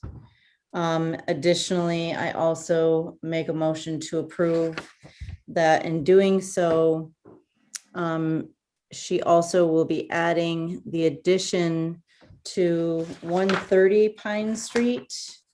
And this addition will change the coverage from 35.6 existing to 38.2, which is an increase of 2.6% coverage, which further exacerbates the existing coverage deficiency for a total of 8.2 feet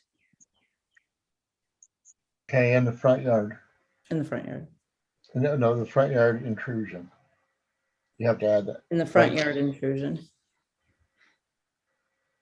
Okay, do I have a second or comments on that? Seconded by Megan. Okay.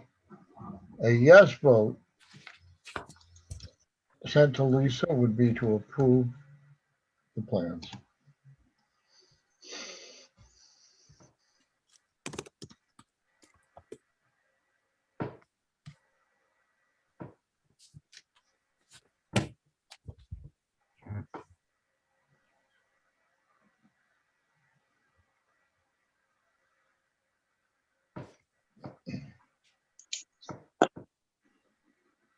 Ron, yes. Yes, Megan, yes. Yes. Kelly, yes. Yes. Scott, no. No, And PJ, yes. Yes. okay. Very quickly, we'll go through why we voted yes or no on this. We'll start with Megan. I am a fan of developing this area. Again, with tearing down that middle section and trying to help with the overages, I think was very kind. I don't see an issue with it otherwise. I mean, I know it's over, but there's plenty of properties in that area that I'm sure are way over. So Okay. PJ? I didn't really see, much of an adverse effect or, large change to, anything around the surrounding area there. Okay. Kelly?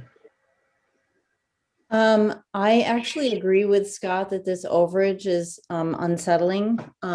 For a total of 8.2, I think it's unsettling, but the larger part of that 8.2 already exists. So increasing it to 2.6 for the amount of improvement it's going to result in, I felt like it was worth it. That area definitely needs some sprucing, and I think that this is definitely an improvement worth the 2.6 overage. Scott? Kelly kind of touched on my concern. I have no problem with two principal structures. I had no problem with the front yard setback. I did have a little bit of a problem with the overall increase of deficiency in open space or coverage, and felt that we're getting pushed more and more to accept more and more, by the numbers, looking at it differently. And this is how I like to look at it. Right now, before this happens, she was 18.7% over the allowed of 30%. If you put the square footage over the amount allowed, and this was an additional 8.5% on top of that. And that didn't settle well with me, but I do like what you're doing there, Danielle. Don't get me wrong. And sprucing up down there, thoroughly in favor of. Yeah. And I voted yes because I'm just sort of the opposite, actually, about the coverage. And I felt that because it was pre-existing and old historic however historic or not you want to think they are, but old buildings from Plattsburgh and built back in the 1800s and modified throughout the early 20th century that they probably do need updating. And if we're not, it's not an issue down there for me of, there's some pretty crowded in buildings and pretty crowded in lots all through there, White Street, Pine Street, Waterhouse, so I think in a way I look at this sort of like Montcalm, Champlain, and Miller, as a matter of fact, right? That there are many of those lots that were developed differently, and I think that it's hard to hold them to some of the standards that we have now. So I did look at it the other way and think it was 2.6%, even though I fully understand the math. But to me, that didn't seem significant. Number one, I didn't care about the front yard at all, frankly, and I think it's a big improvement. And I also didn't care about the two principal structures because I think that really gives more of a sense of ownership as opposed to being part of a bigger building. And if other developers had gotten in there, they would have joined it and tried to figure out how to fit parking in for 3 apartments or 4 apartments. So I applaud that you're doing that, and I think that's good. So that's why we voted that way. We just do that when there's not a unanimous vote. But Danielle, you're all set. Get your building permits. You don't need to do anything more with us. Thank you very much. Thank you. Thank you. Bye-bye. Good night. Okay. And that one is. Now we're going to skip New Way Car Wash. We're going to Kristen Manabat. Does anybody, before I go any further, anybody on the board want to stop for a minute, or are you okay? I'm okay. Everybody I'm good. okay? Okay. Kristen Manabat, Class B variance requested to construct a shed on the left side of the home into the side yard setback. Hi, Kristen. How are you? Good. Good morning. Good evening. You're at 11 Nichols Avenue, Yes. and you want to build, and I'm a little confused by some of this, so I'll ask some questions. The diagram that we have shows the slab next to the house and the shed next to the house. Or back, is the shed connected to the house? No, it would be in our backyard, Yeah, but behind our fence. But I'm saying does it not touch the house? No. And what is the slab for? Is the slab to park on? Basically to give us access to the shed so we can park a car in it. So you can do what? I'm sorry. To drive and park a car in, so it gives us access to the shed. Right. So it's not a Yeah, one driveway. The shed is not for a car, correct? No. Is that No, correct? we got lawnmowers, all that stuff. So I'm sorry, I just say it again. we have all the lawn equipment that we got to put in there. Yeah. We currently have like an 8x6 shed against the fence line that was previously here before we purchased the house, and it's too small for all the lawn equipment that we do have. Right. So the driveway that is shown on this plan is still your driveway going to a garage on your house? Yes. Okay, so the slab in front of this, that's my first question, or what I don't understand. I don't want to say concern necessarily, but the slab in front of the shed is just a slab in front of it to Just easier have access. the shed to put stuff. Stuff like that. I mean, I'm not being, I just, it's like a Yeah. patio in a sense, right? It's just an extra driveway, I guess, to park another vehicle or the boat. Okay, well, that's my question. So you would Yeah. park something there? Yeah. And how would you get to it? Is there a driveway to it? Yeah. Yes. Yeah. So what we would do, we would connect the driveway in the front of the house to it, because we have a double driveway. Okay. And Kyle, do you have pictures of this? Or satellite or something?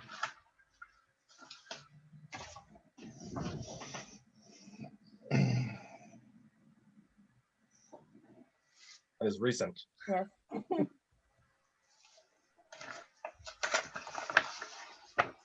where the pile of roofing stuff so- is where we want to pave. So if that is in a sense going to become a driveway, which is what it, well, no, because a driveway, Joe, leads to, or if that's going to be parking, it's looked at the same as paving, and that slab needs to be 3 feet from the property line. Is that correct? Yeah, all new paving needs to be, can be closer than 3 feet to the property line, unless it's Right. part of a common driveway. Is your driveway that you have now, the double wide driveway that we're looking at, 3 feet from the property line, or are you lining up with the edge of that? We're lining right up with it. So does that mean that the pre-existing driveway is not 3 feet from the property line? Or is it, and because you're showing the shed as being 2 feet from the property line, correct? The shed would go right up against our back fence is what we want, but the driveway is just basically extending the driveway to our back fence is all we want to do. So we're not like going wider than that. It's just to follow it straight back to the fence. Okay, I'm gonna open this up to the board to ask questions and see if people understand this or don't understand it. Okay? I have a couple of questions. I just want to make sure that I'm clear on what we're looking at. So this chart that we were given, basically this driveway really is over here. Kyle, do you by any chance have this? I didn't draw that, so I'm not sure. Yes, the driveway is actually in front of the slab. Okay, so you want to remove the slab and pave that instead? There's no slab there. It's just grass. If I could just add, Kyle, I don't know if you have a satellite image, but the driveway is both. It's in front of the garage that's inside the house, but it's also adjacent to that. The satellite image I'm looking at shows 2 cars side by side parked on the Yes. driveway. One's right in front of the garage and one's just to the side of it. But I'm hearing two different things. It sound, on one, you're saying you want to Well, pave where that gray further. car is, we just want to Pave pave, to the fence. yeah, pave to the fence. Pave to the fence. So where is, so is that what you're considering the slab? Yeah. Yeah, Okay, yeah, that's what they wrote was a slab.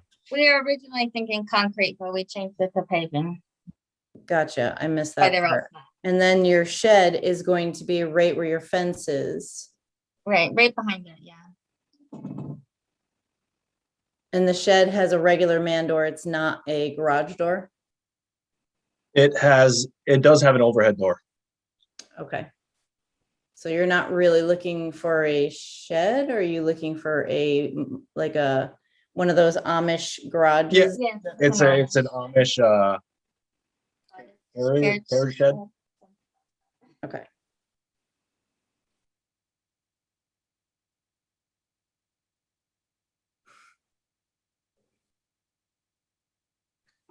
Looking at that satellite, is that a shed that is back That's pretty- halfway? Yeah, that's pre-existing right now.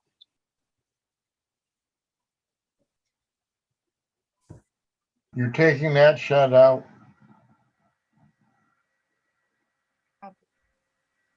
What's that? Taking that shed out. There's an existing shed back here. Is that staying? No, I want to get rid of that. It's Yeah. it's beat up looking. Okay. Is there a reason why you can't come farther off the setback to meet requirements? Wanna What's be in our yard. Kind of take up our backyard. We kind of want to leave our yard open, I guess. Your volume is, something's on your audio isn't great. We just want to be able to leave our yard open so it would kind of be in the center of our yard if we come out farther. The kind of shed where it is, it's right up against the fence and our neighbor next to us. That's no issues with that There's Nick? definitely an issue with your audio. I can't hear anything either. We can't understand what you're saying at all. Can you hear us now? Yep. Okay. So, all right, well, we just don't want to put it in the center of our yard. We'd rather have it against the fence. No, it's fading out. Okay, you suck. Fine. Oh, Can you hear me? yeah, Yes. it's weird. It Alright. keeps going in and out. Yeah. Do you want to put this up? 1 second. Sorry.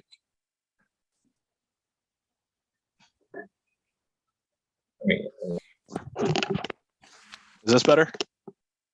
Yes. Okay. So we don't really want to put it further back into the yard because we really do like our yard space back there. And if we feel that if we do, it's going to just take up more of that room. That's why we want to just kind of put it right on the other side of the fence. The question is that it's an accessory structure. Mhm. It needs to be 5 feet from the property line on the side. And the driveway needs to be 3 feet. Mhm. The slab, if you will, the Right. paved area. Even though it's concrete, it's considered a paved area, Right. right, as opposed to asphalt paving. What Kelly's asking is there a reason that you can't be 3 feet from the property line with the slab and 5 feet with the shed? Well, if we're 5 feet with the shed, it'll put us behind roughly 3 feet behind the house, I guess. What about the slab? The slab or the, At 2 feet, but could you get by with a slightly smaller slab? I honestly, I don't see why we couldn't get by with an 11-foot wide slab. Right, and that would make the slab 3 feet from the property line, correct? Right. And that would be one less variance that you Right. need. Right. Yeah, I don't see why we couldn't make it that foot shorter. Narrower, right? Yep. Not as wide. Yep, not as wide. Kelly, is that in? I understand, and it's only a 12-foot wide shed, right? I mean, Yes. 12 feet. So you have 14 feet. Am I correct that you have around 14 feet from the end of your house to the Yes. property line? Yes. What we're talking about now would be an 11-foot slab, Mhm. concrete paved area. That would be, and parking is allowed in the side yard, correct, Joe? Yeah, that's right. The location of that for parking is fine. Right.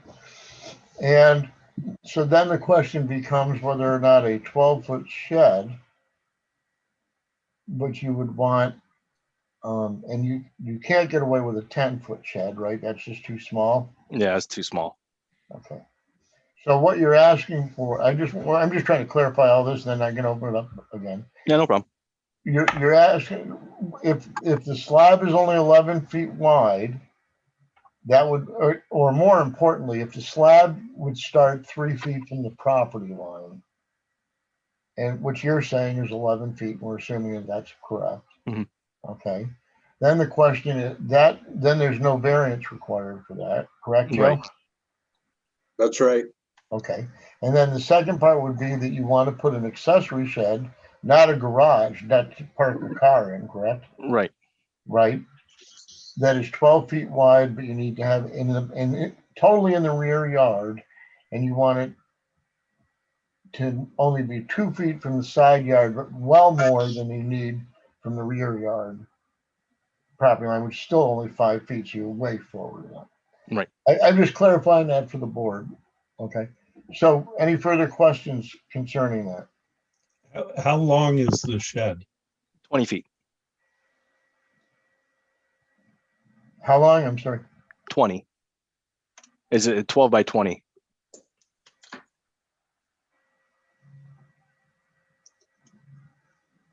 And you said that you're not intending on putting a car in it? Not at the moment.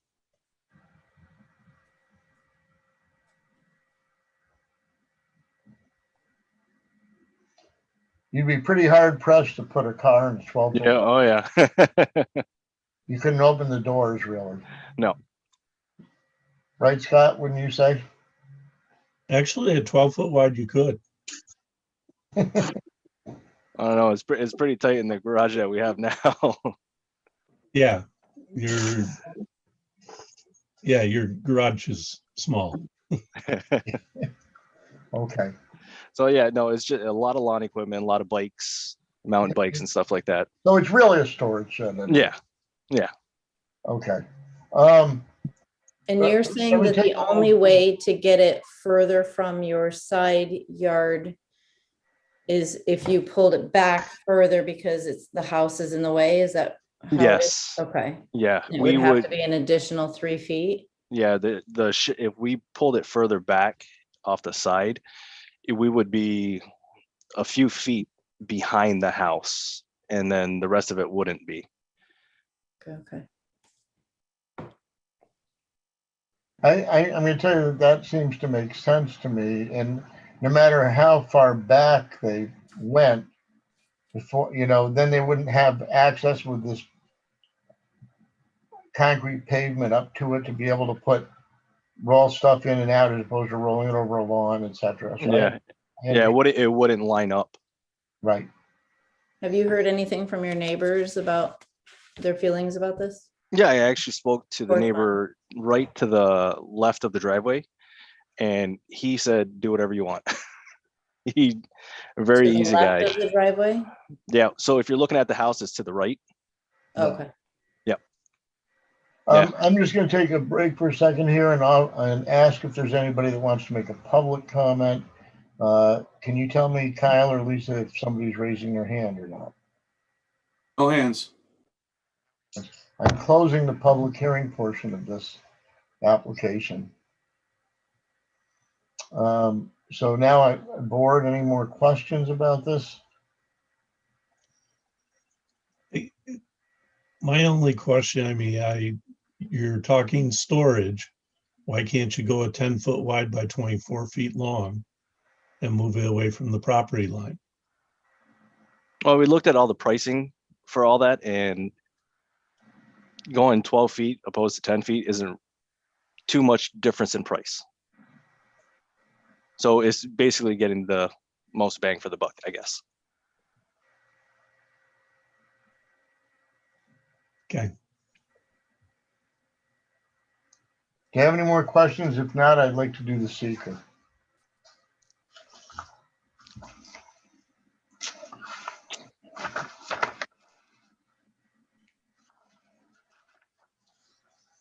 Okay, so you did partly right. I don't know if you watched the other applications. You did answer yes to question number 2, but should have put down ZBA and building inspector for the agencies that you have to deal with. Okay. Other than that, does anybody have any questions on the seeker, the short form seeker? If not, I'm looking for a motion regarding questions 1 through 11, etc. I'll make a motion in regards to Appeal 2274 after review of the short environmental assessment form, Part 1, that we've determined that the questions 1 through 11 in Part 2 should be checked no or small impact may occur. And as a result of that, the chair may check the box in Part 3 that this action will not result in any significant adverse environmental impacts. Seconded by Megan. All in favor? Aye. Okay. And if nobody has any other questions, the motion you're looking for would include the shed as shown on the plan 2 feet from the property line, because that's what the applicant's asking for. But the plan is being modified to show that the concrete paved area slab in front of the shed would be 3 feet from the property line.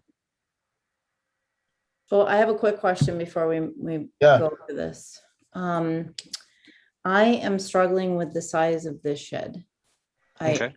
I really want to help you to problem solve I was actually in a very similar situation myself personally last year and ended up getting one of these sheds. It's not the same size as yours, but because I got that shed, I do have a sense of the size of it.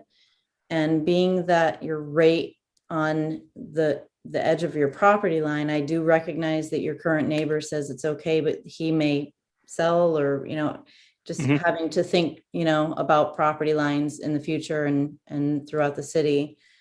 I'm struggling with 20 feet of a shed being right on that property line. And I guess I'm just wondering, I would feel better if you were 3 feet from it for 20 feet, if you were going to stay with the 20-foot, or if you really want your 12-foot to have less of it. I'm just feeling like, would you be willing to compromise on one of those dimensions to make this less of an impact? I don't know how the rest of the board feels. I may be the only one that feels this way, but I'm just wondering if this was an issue. So to be very transparent, we looked at the smaller sheds as well, and it's just not significant to what we have and to be able to store. It's not conducive to our needs, unfortunately. So you need the 20 feet and you definitely need that extra 2? Pardon? You Yes. definitely need that extra 2 as well as the 20 feet? Mhm. Okay. Okay. Okay.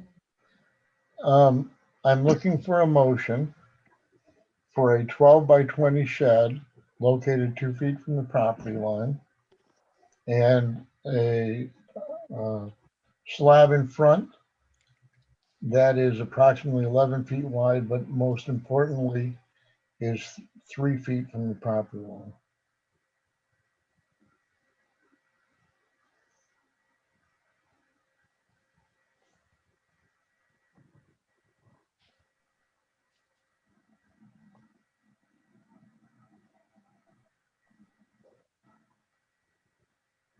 All right, I'll make a motion to get this off center here.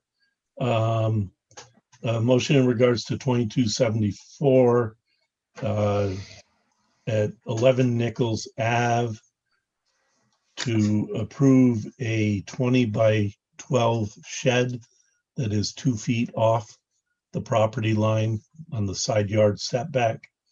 The slab or driveway or whatever will, anything added on will meet the requirement for side yard setback.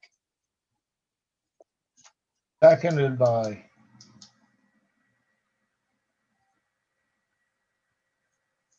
Does somebody want to second? Second. Okay. A yes vote is to approve, sent to Lisa.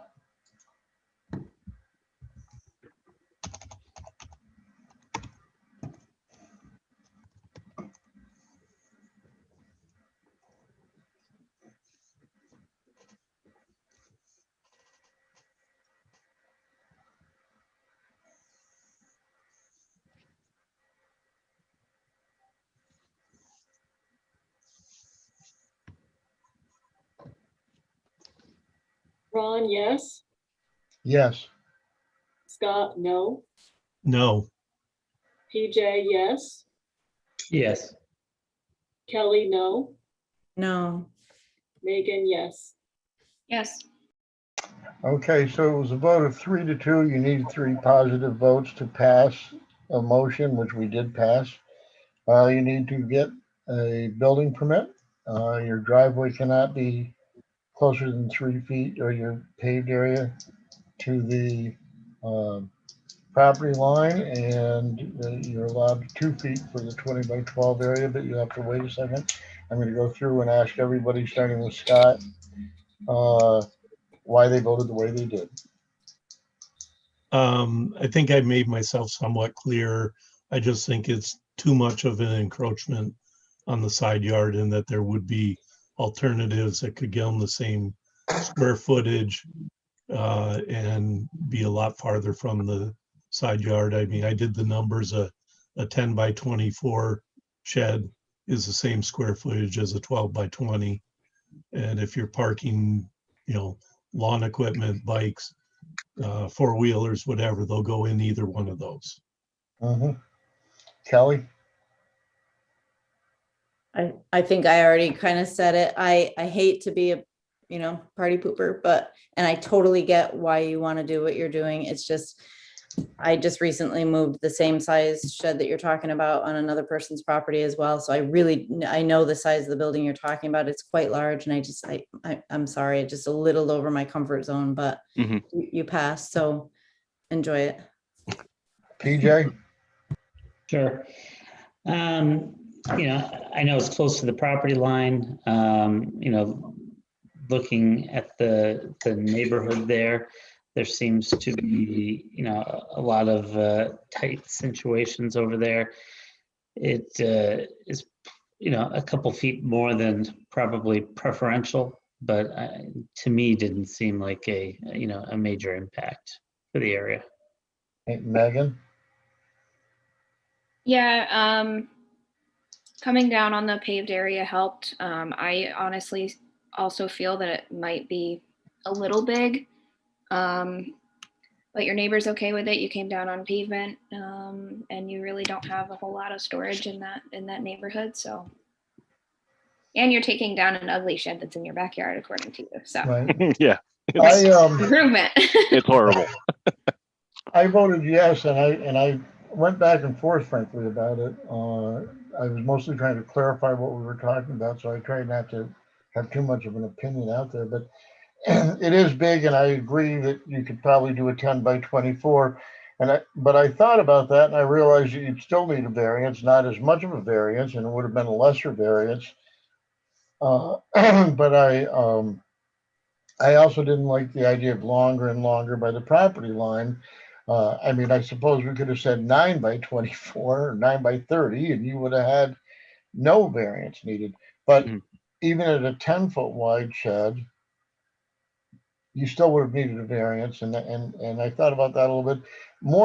Frankly, more important to me than the shed, because it's in the back, was the paved area being 3 feet from the property line. I found that was the part that got me. And frankly, that was more what I would have gotten a no out of me than the shed itself.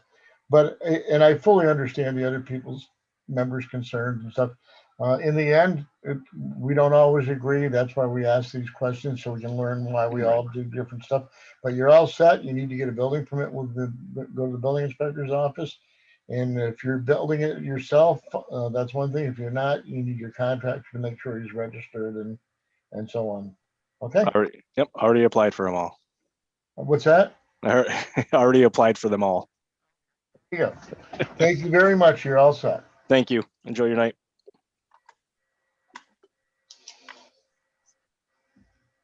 Okay. Richard and Brenda Bulris.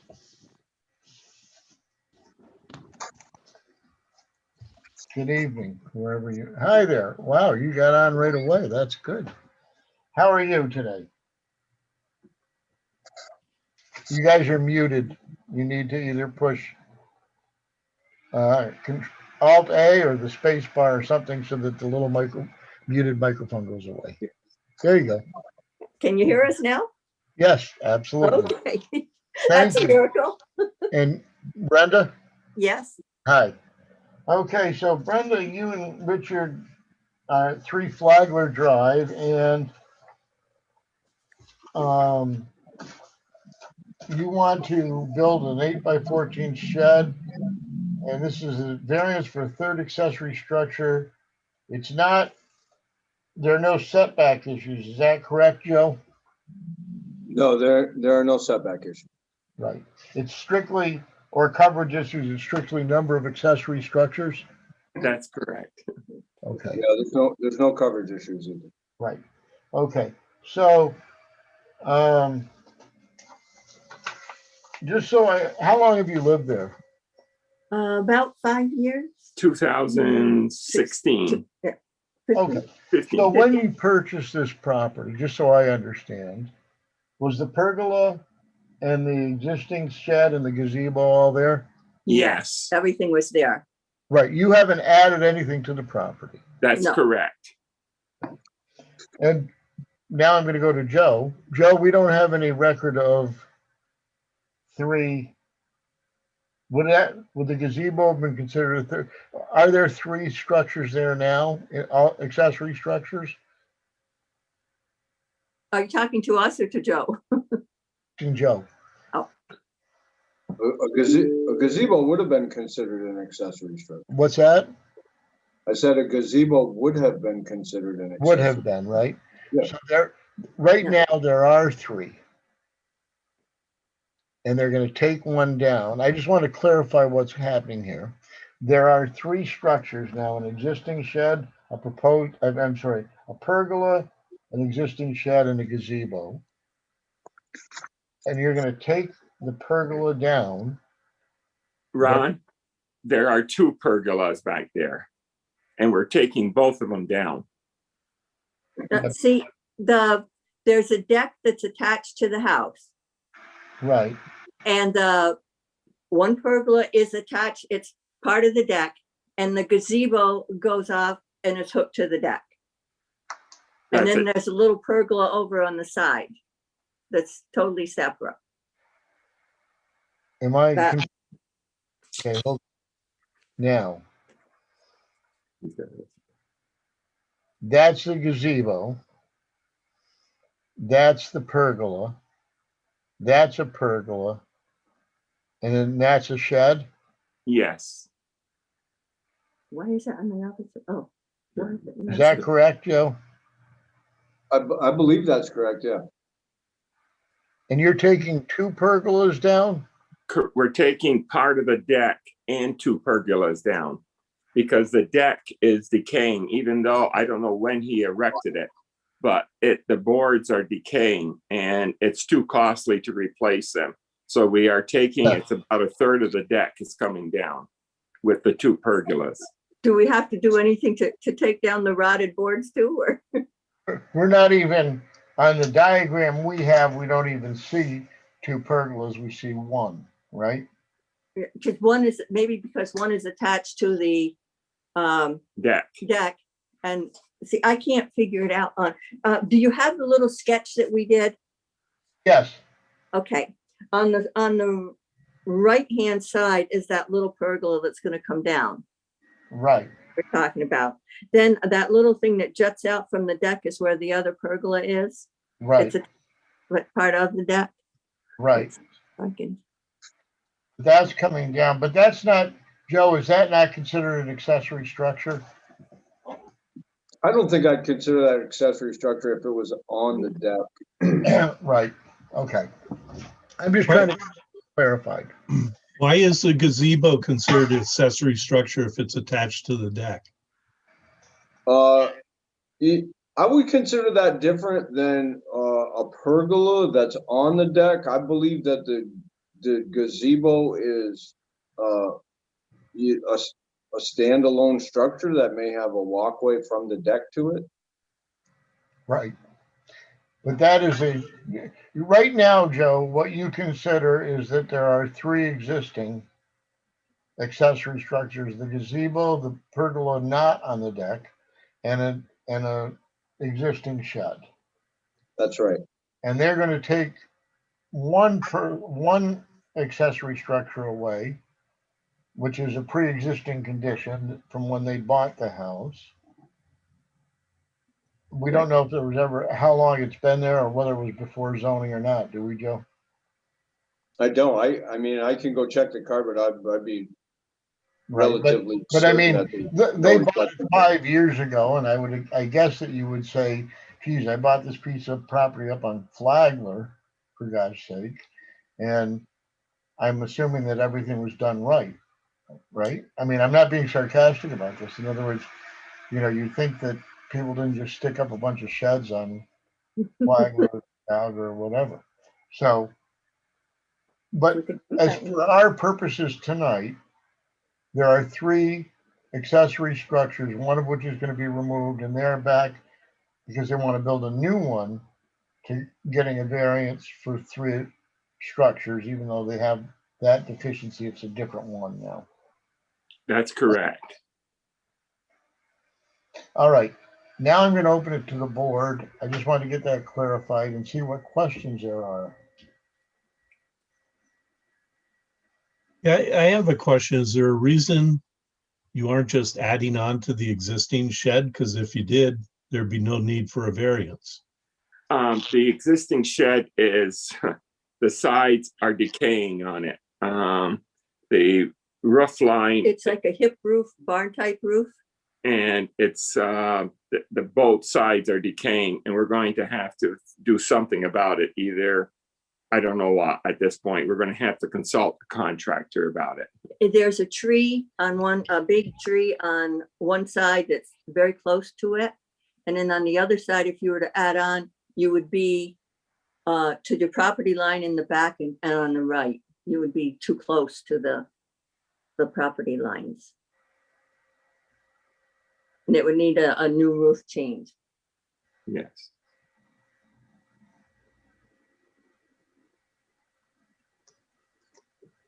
I guess if it were me, I'd just build a larger one and get rid of the old one. But if We it's had that way, considered that. It's the cost this year with the price of everything. Oh. Is, Yeah, well, that was really- my other question was, and how do you plan on, are you gonna get 5 mortgages to pay for the shed? Because the cost of lumber is unbelievable now. I know. It's We, insane. I'm not being so, you do know that I just wanted one thing to point out. These variances last for 6 months. If you don't start construction, they expire and you have to have it extended, which we extend them. That's not the issue, but you have to come back and get it extended.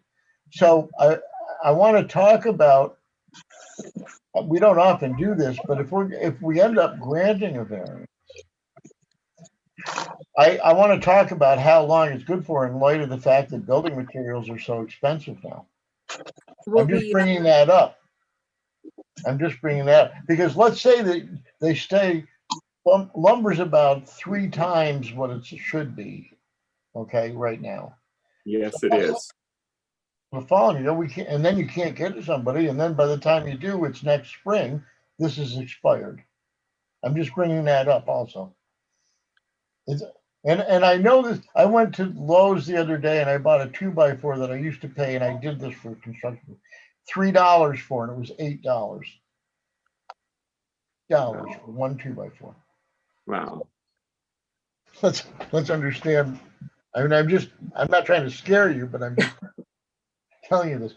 I guess one of the things for me is that if there are 3 accessory structures now and one comes down and one goes up, I understand that, listen, it doesn't seem like it's an overcrowded situation to me, but that's just my impression. Are there other questions from the board about this? No. Okay, I'm going to open this for a public hearing portion now. Can Kyle or Lisa tell me if there are any hands being raised? There are no hands. I'm closing the public hearing portion. If there are no more questions from the board, I'd like to do the speaker. And Kyle, could you put up the bird's eye view of that one more time? I'm sorry. I'm just asking Kyle to put the bird's eye view up again.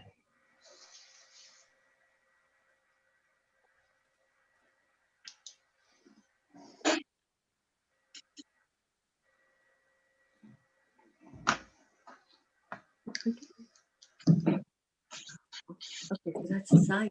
You have a question, Meg? Yeah. And that's, So the existing shed is coming down, the pergola is coming down, the deck and gazebo are staying. No, the existing shed's not coming down. Okay.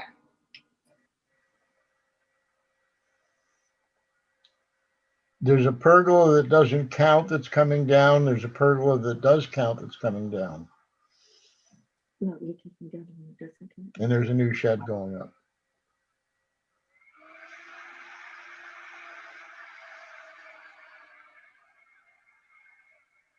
Okay. Yeah, I got it.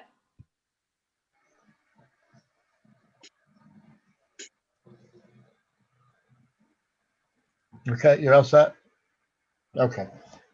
Relative to the short form seeker, question number 2 was correct, checked, yes. I've just added ZBA and building inspector as the agencies involved. Thank you. And you have it as a note down there, but I put it up on the, you do have the action of down below as a footnote about the ZBA, but you didn't have building inspector because you need a building permit for that. Otherwise, if nobody has any other questions on the seeker, I'm looking for a motion on the seeker itself. I'll make a motion for appeal 2275. I make a motion that after review of the short environmental assessment form, that we ask the chair of the board to check the boxes in part 2, 1 through 11, that review of part 1 has revealed that there's little to no environmental impact. Seconded by Megan. All in favor, please raise your hands and say aye. Aye. Aye. That's the seeker. Does anybody have any other questions regarding this? If not, I am looking for a motion regarding this appeal 2275 that allows a variance for 3 accessory structures where only 2 are allowed, correct, Joe? Only 2 accessory structures are allowed. Only 1 can be a garage. Right. That where 1 accessory structure is being removed and replaced with another, so the total will remain at 3. I'm looking for that motion.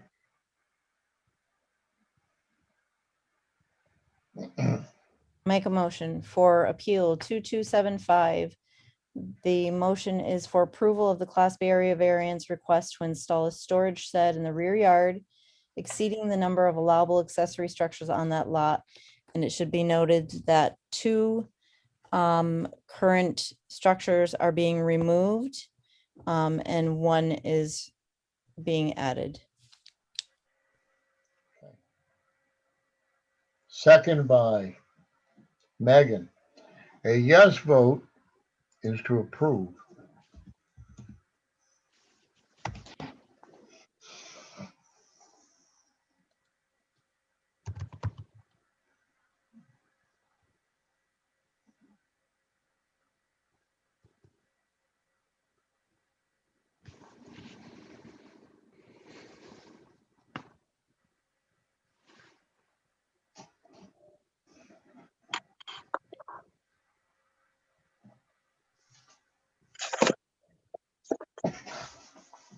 Ron, yes. Yes. Kelly, yes. Yes. Megan, yes. Yes. PJ, yes. Yes. Scott, yes. Yes. Okay, so I don't know, I'm sorry. You're approved on that, but before we do that, does anybody want to think about the fact that this is going to expire in 6 months and the price of lumber is prohibitive and Joe, can we make this valid for a year? That'd be great. I think the zoning board could do that if they chose to do that. Okay. And I'll discuss it with people, but I'm just going to tell you, I mean, I went to I'm not kidding. I went to Lowe's. I went to put a little piece of some wood stuff up, and I spent $90 on like nothing. It was like 5 2x4s and one other thing, and 2x4s were $8, and partially were. I mean, it was, and I'm really, as we know, familiar with lumber prices, and so I just. Plus, I don't even know if you can get contractors now. I'm wondering if we want to alter that motion and include the fact that this could expire, let's say, a year from now, because then they could start it next spring, as an example. That would be great. Another variant. Does anybody have any strong feelings either way? I mean, I'm just thinking about it. I don't have any strong feelings either way. I'm sorry, Mr. and Mrs. Volris, if you prefer to wait, then we can add that on to the motion for approval. Is that your preference, is to wait until next spring? We haven't contacted any contractors, so I don't know how difficult of a job it's going to be to find a reputable contractor. I did not realize that. I probably should have done that before now. We were afraid to do that if we weren't going to get the variance. We wanted to know for sure if we would be able to do it first before we went looking to actually get somebody to do it. If that makes it easier for you, it is no difference to me at all, and I can add that onto my. More frankly important than the contractor is the fact that the cost of materials alone on a project, which we'll say is 60% of the cost of a project at least, has tripled. Wow. Because of the pandemic. And that's why I'm really bringing it up more than, and I don't even know if you can get a contractor or not, but I mean, I guess what I'm Kelly, you made the original motion. The question would be, and I guess we could vote on it, if you would want to amend your motion to say that the variance would be valid for 1 year. I'd like to add an addendum to my motion that. Can I just ask a question quickly? Yeah. I'm just putting this out there. If we do it, it's no offense at all to you folks. Are we going to do this for all projects though going forward? Because it's not. Say it again. Are we going to amend that for every project going forward, or? No, I don't know necessarily. I mean, some projects matter or don't. You know, I think that you're going to see some of the maybe. I just wanted to put that out there. If we were going to do one or all of them, or is it a case by case? So. Yeah, I mean, otherwise we're going to make people. What's going to happen is that 6 months from now, everybody that couldn't afford to build stuff or couldn't get a contractor is going to be back asking for extensions. Well, Ron, what is the process for asking for an extension? Do they have to come back to us every time? And come back. Right, Joe? Yeah, so the precedent has been if we caught it before it expired, they could come back to just amend the previously granted variance to extend it further. But if the project actually expired, if the 6 months, if we didn't catch it and you know, they came to us and said they were ready to start and it was 8 months later, they would actually have to file a new application and pay the fee all over again. Is there a fee to do the extension if they catch it before? No. Joe, what is required to officially say you've started the project? I mean, if they just take a pergola down, is that officially starting the project? No. Yeah, I think the actual language is substantial actual construction. So there's no set standard. It's a judgment. So we could say that once they begin disseminating the 2 pergolas and the deck, that could be the beginning of the project, even if they don't do the construction part until the spring.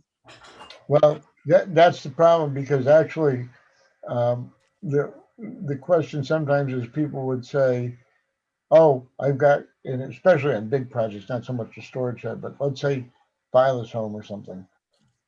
Yeah, I've got my plans all done and I filed for and gotten a permit. And it's also some things like Prime as an example.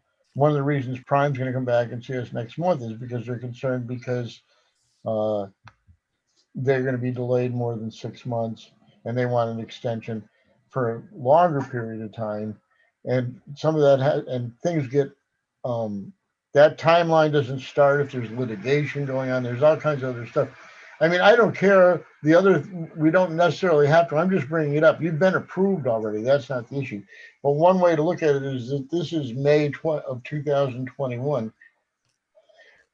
If in October, if you haven't started, you need to get a hold of the building inspector's office, and you can't, they're busy. They may or may not catch it, but they don't check and go, oh, we better get to that variance.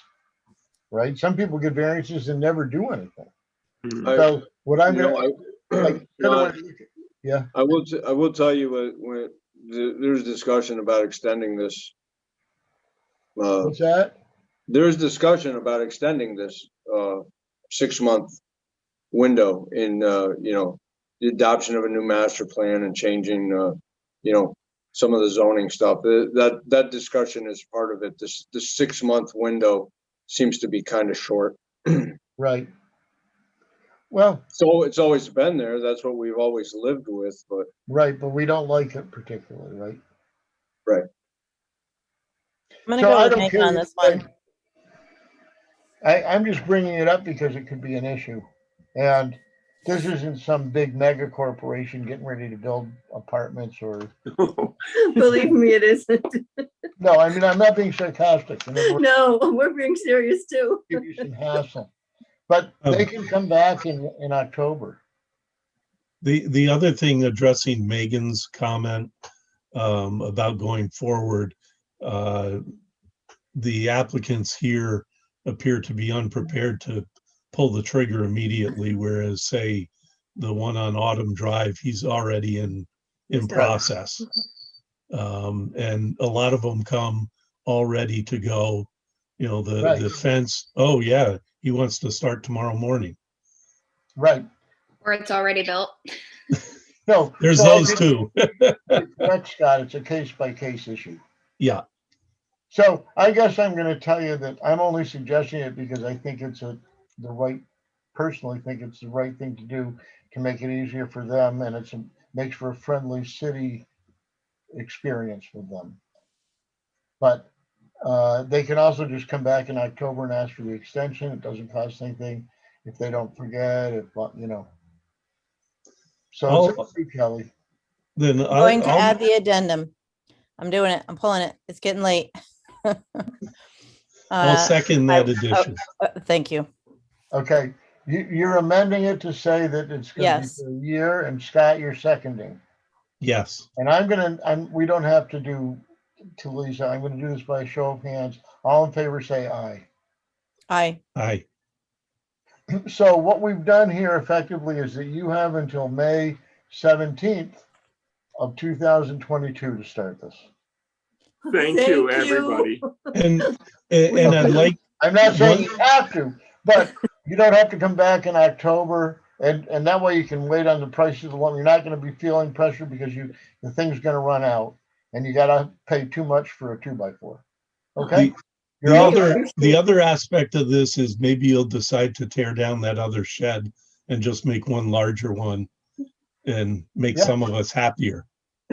I will look into that. I seriously will look into that. You have a year to decide. Then we'd have to go back though, and we'd have to change. Come back if you're not 17th of 2022. In April, you should come back to the building inspector and say, hey, we're not going to start in time. Please extend it. That's all. No, I mean, if we were going to tear that one down. No, if you tear it down, you don't need the variance. Oh, okay. Oh, okay. The variance basically goes away because then you meet the requirement of 2 accessory structures. Okay. Okay. Yeah. The gazebo and then you don't care about it. So, all right. Thank you very much. You're all set. Have a good night. Thank you very much. You guys have a good evening. All right. We're now going. You're all set. Now we're going to do Robert Waworka. I don't know. Thank you very much, Richard and Brendel. You're welcome. What do we have to do so you can go on to somebody else here? Is there another button we have to press? Thank you. Hi, Bob. How are you? There's probably a red button at the bottom somewhere. Bottom left, bottom right, leave meeting. But I don't see a leave meeting this time. Sometimes we do, but this time I don't. Oh, can you change that? I'm going to do this and see if we go. Oh, There we go. Hi, Bob. How are you? Pretty good. How are you guys doing? Getting late. you want to construct a roof over an existing deck, only over half of the deck. A little bit more than half. Well, whatever, but not the whole deck. Right. And you have a short environmental assessment form.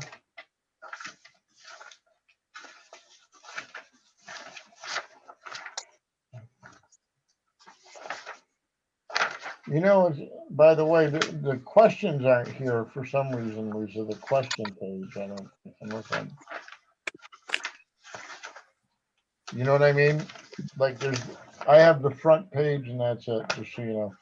Oh, maybe you didn't make copies of the back page. No, I mean, I'm talking about the actual application. And I have your drawing, Bob. And you want to build a deck 14 by 20 and a roof 3 feet in from the outside of the house. And the problem is, Joe, correct me if I'm, or Kyle, if I'm wrong, is that it is still not the required amount from the side yard setback. Is that correct, Joe? It's the combination of the two setbacks that's the issue. Okay, and so just so we're clear, Okay, so because of the lot width in this district, yes, the required combination, instead of needing 25 feet, that this Right. lot requires 22.25 feet. It's how big? 22.25. Okay. And this roof, where it's located, with both sides totaled up, adds up to 20 feet. So they're providing 20 feet, not the 22.25 that they need. So it's deficient in total. Do you know how far this is from the side yard? Are you asking me or the applicant? You. It's 3 feet in from the building itself, 3 feet in towards the center of the structure. And I think he may be showing 7.5 feet on that side. Okay. So is the 7.5 feet? I think that's right. I think he's 10.5 on that side and 9.5 on the other, which adds up to 20. So the house is a pre-existing non-conforming condition in that the house combination is already deficient. Yes, Total. in fact, it's more deficient than this new roof will be. Right, but I'm saying it's not that it's already a pre-existing non-conforming condition, that the combination, and I'm assuming then both sides meet the minimum for the side, right? But it's just the total of them. One should have been bigger, right? Right, yes. Yep. Right. So the 7.5 foot size is pretty close to the right, whatever it is, but this one is better than the house, correct? This one is 3 feet better than The that. roof is better. Yep. Right, okay. So I'm just clarifying that for people. Now I'm gonna ask if there are any questions from the board. No from Scott, Kelly, no. Megan, no. PJ, and I understand it. I mean, I'm just gonna make a little statement that is behind the house, right? This is the back of the house. Kyle, Correct. I've got a Yeah. picture of the backyard. And it's better, not even, we see these sometimes when they want to,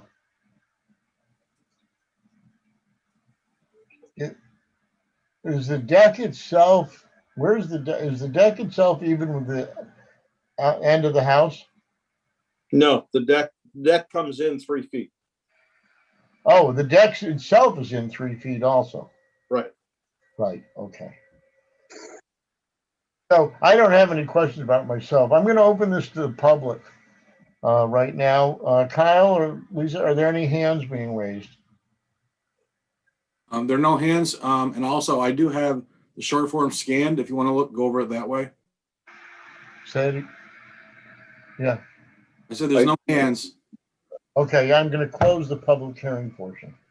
Thank you. Kyle, I think what he was saying was he didn't have the questions on the application, didn't have to do with the seeker. He's got the seeker, I think. I've got the seeker. Okay, It's just- sorry about that. And the Thanks. questions say no, no, no, no, right?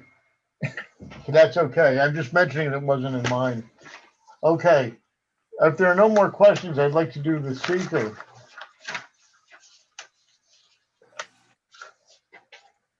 Motion. Oh, wait, let's check number 2, shall we?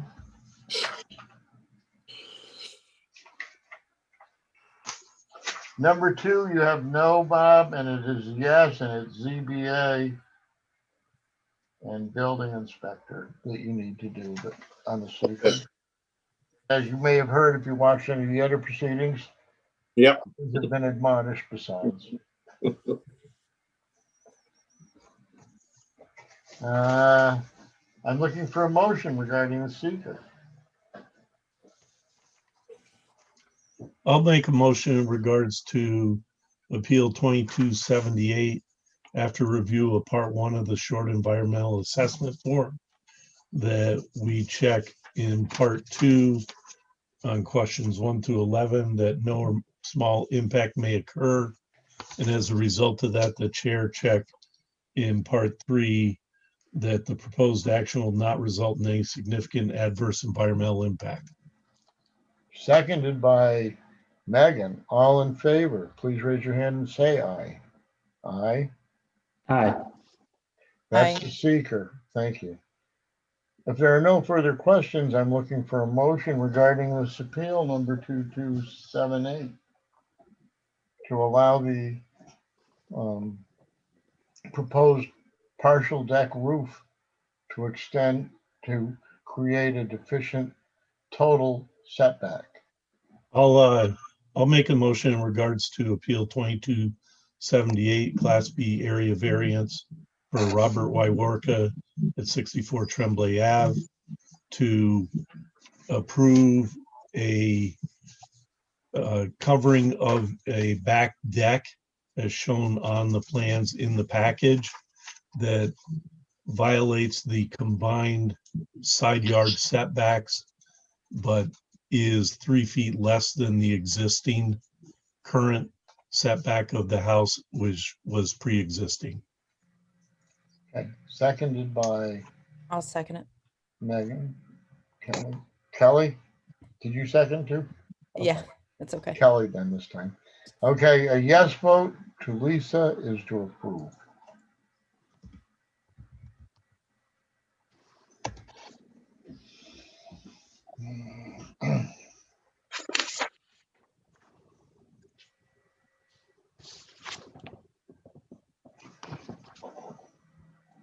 Megan, yes. Yes. Ron, yes. Yes. Kelly, yes. Yes. PJ, yes. Yes. Scott, yes. Yes. Bob, thank you very much for participating in the process. Go get your building permit and build your roof. If Thank can you very much. I appreciate it. Thank you. Thank you. Yep. Have a good day. You Bye-bye. too. Bye-bye.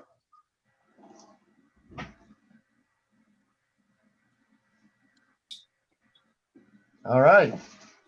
We're getting there.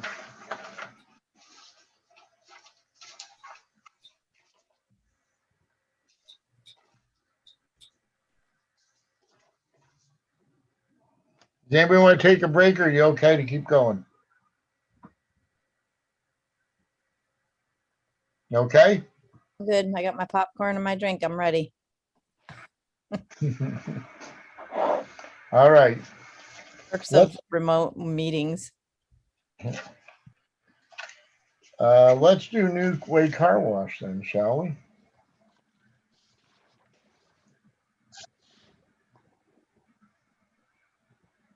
Hi, Perry. How are you? You're muted, Perry. Either hit Alt A or space or something. There you go. Hi, Perry. Hello. Is it you tonight, Perry? Oh, and Mike. Hi, Mike. Hi, Ron. I think we all know Mike Kuhn from AEDA. He's appeared before us several times before. Good Is that evening. correct? Anybody not know Mike? And Perry is the applicant. Okay.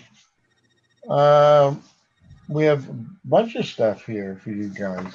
I did, by the way, I don't know if you watched the pre-meeting or not, guys, at 6:30, but I did mention that Joe and I had met with you, Perry, and Jim Abdallah from AEDA to discuss this and find the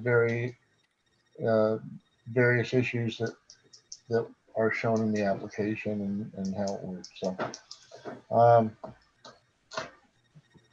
we have New Way Car Wash, and this is the used car lot portion of what was Plattsburgh Ford, or what the Cumberland Ford, and then is now Bailey Ford, across the street from the main building.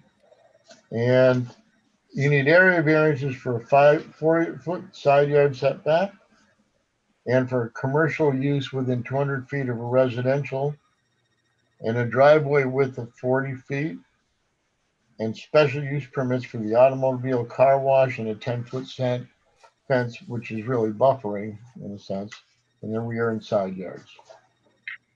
And we have a complete set of plans from AEDA. I do know that I'm a little more familiar because Joe and I had met with them. Relatively simple concept and process.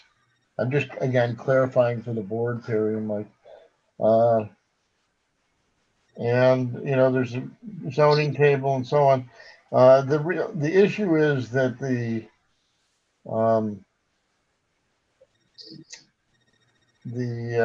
driveway width is supposed to be 32 feet, Joe, is it? There's a couple of things. It can't exceed 60% of the lot, I think. Right. But it's needed in this case to prevent stacking problems out onto Cornelia, correct? Yes. And this shows the lanes and how they work. And Harry, I mean, you have other car washes, obviously. I don't know if the board knows that or not. And this is an adequate amount of stacking for the car wash. Yes. Plenty of stuff. So the building, you know, that's a funny little narrow lot. And I think, you know, there's a lot of these that are in that area. This is a, you know, commercial area. And I think that there are, you know, a lot of examples of this. The 200 feet, that whole side of the road is within 200 feet of residential. The driveway width is another, you know, how that's dealt with for the, you know, it's a narrow lot, and I think that's that zoning standard of, is my property different than others in the district? But I'm going to open this to the board to see what questions they have about the application, and we'll start with that.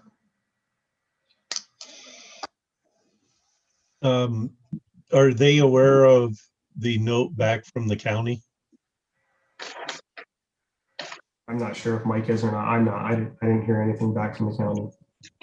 We did go in front of the county planning board, and I believe it was made a local issue, but I have not seen any resolution that would have stated any conditions to that.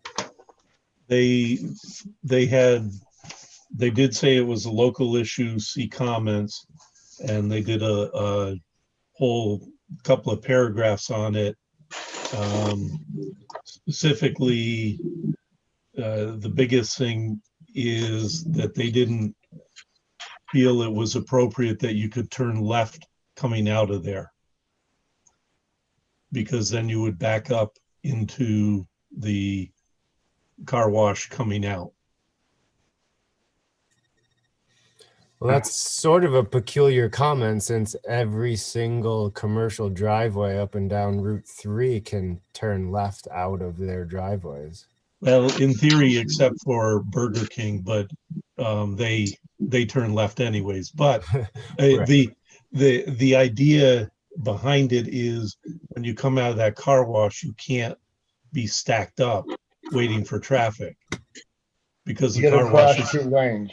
the car wash is pushing you out no matter what. You have adequate stacking on the way in, Right.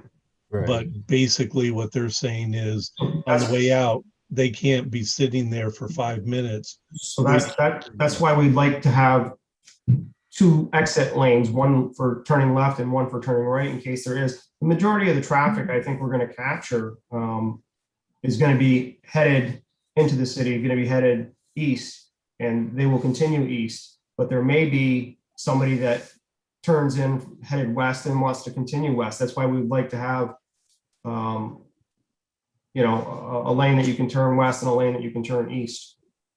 So it doesn't back it up. Does this have to go to the planning board?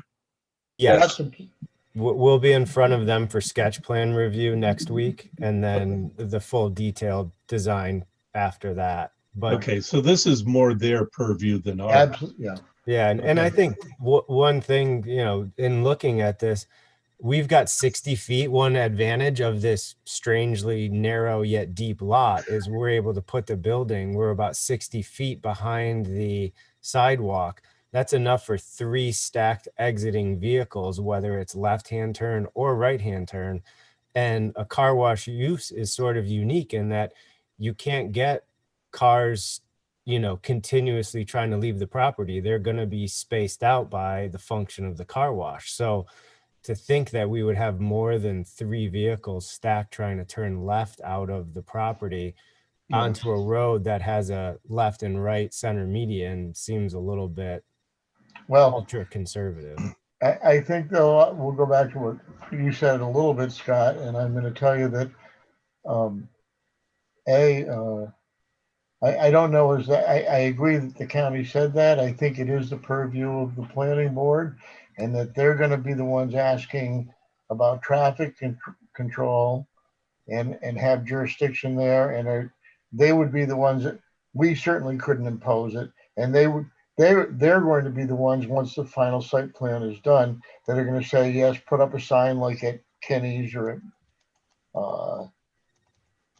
Stewart's or whatever that says left-hand turn or right-hand turn only. That's between them and the planning board.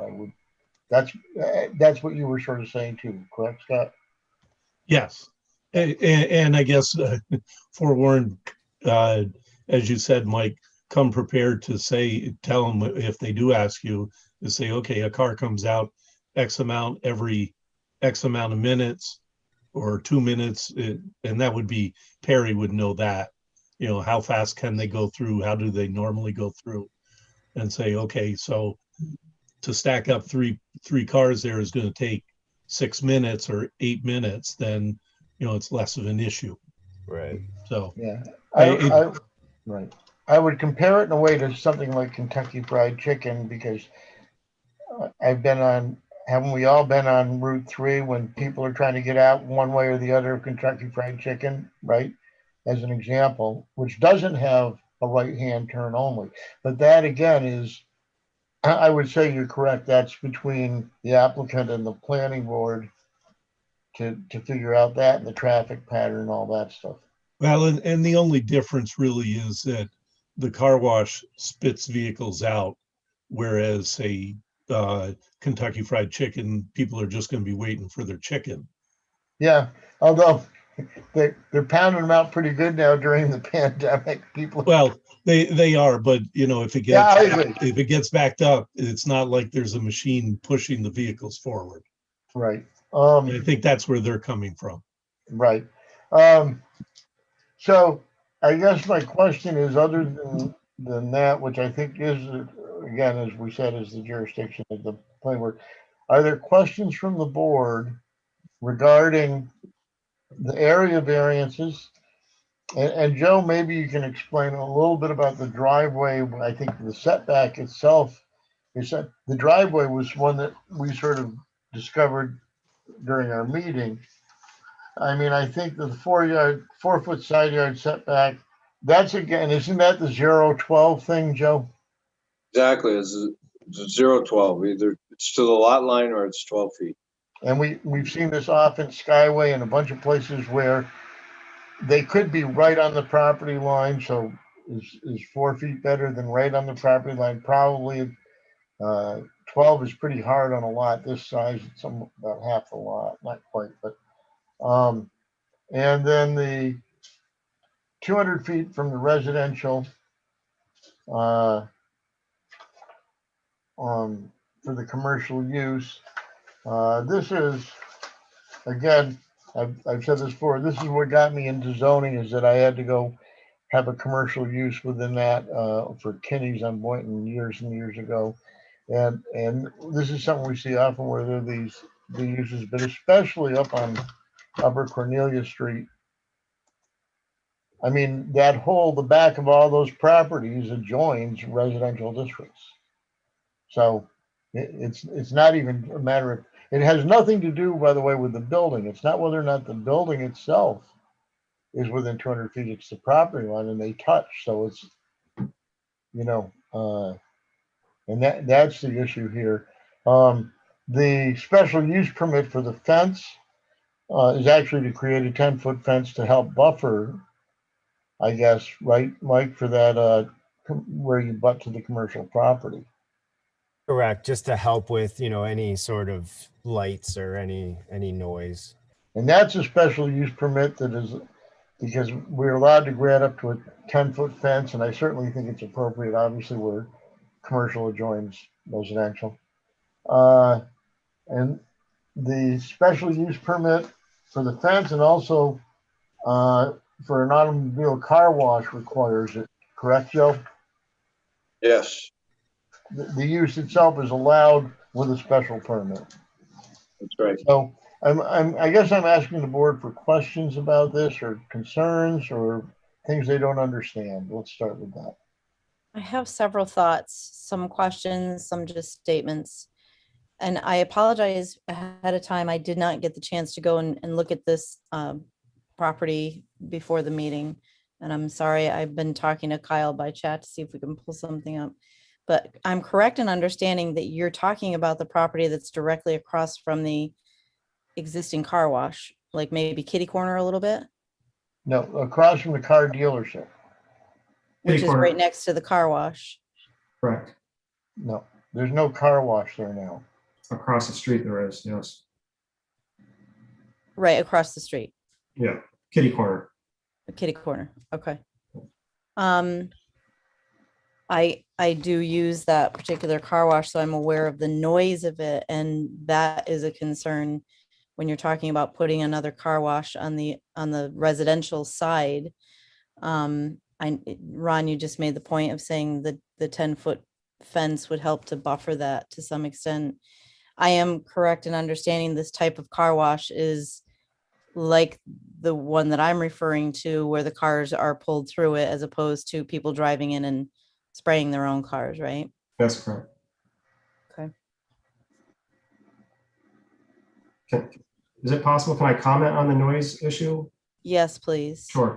So the existing car wash that is across the street and and most of the other car washes in our area, the equipment is a little bit older. They do make blowers that are going to be, obviously the blowers are going to be on the Cornelia Street end. They're not going to be on the residential end of the building where it's closer to the residential side. But they do make quieter blowers that muffle the sound of them. And those are things that we are looking at for that particular car wash, because it's also better for our employees. We have similar setup down on Margaret Street. And it's not, the newer blower systems are not as loud as maybe say like the older blower systems that's at that Eco Wash. Those are probably 15 or so years old, if maybe a little bit older. So the newer technology has addressed some of those concerns, I think.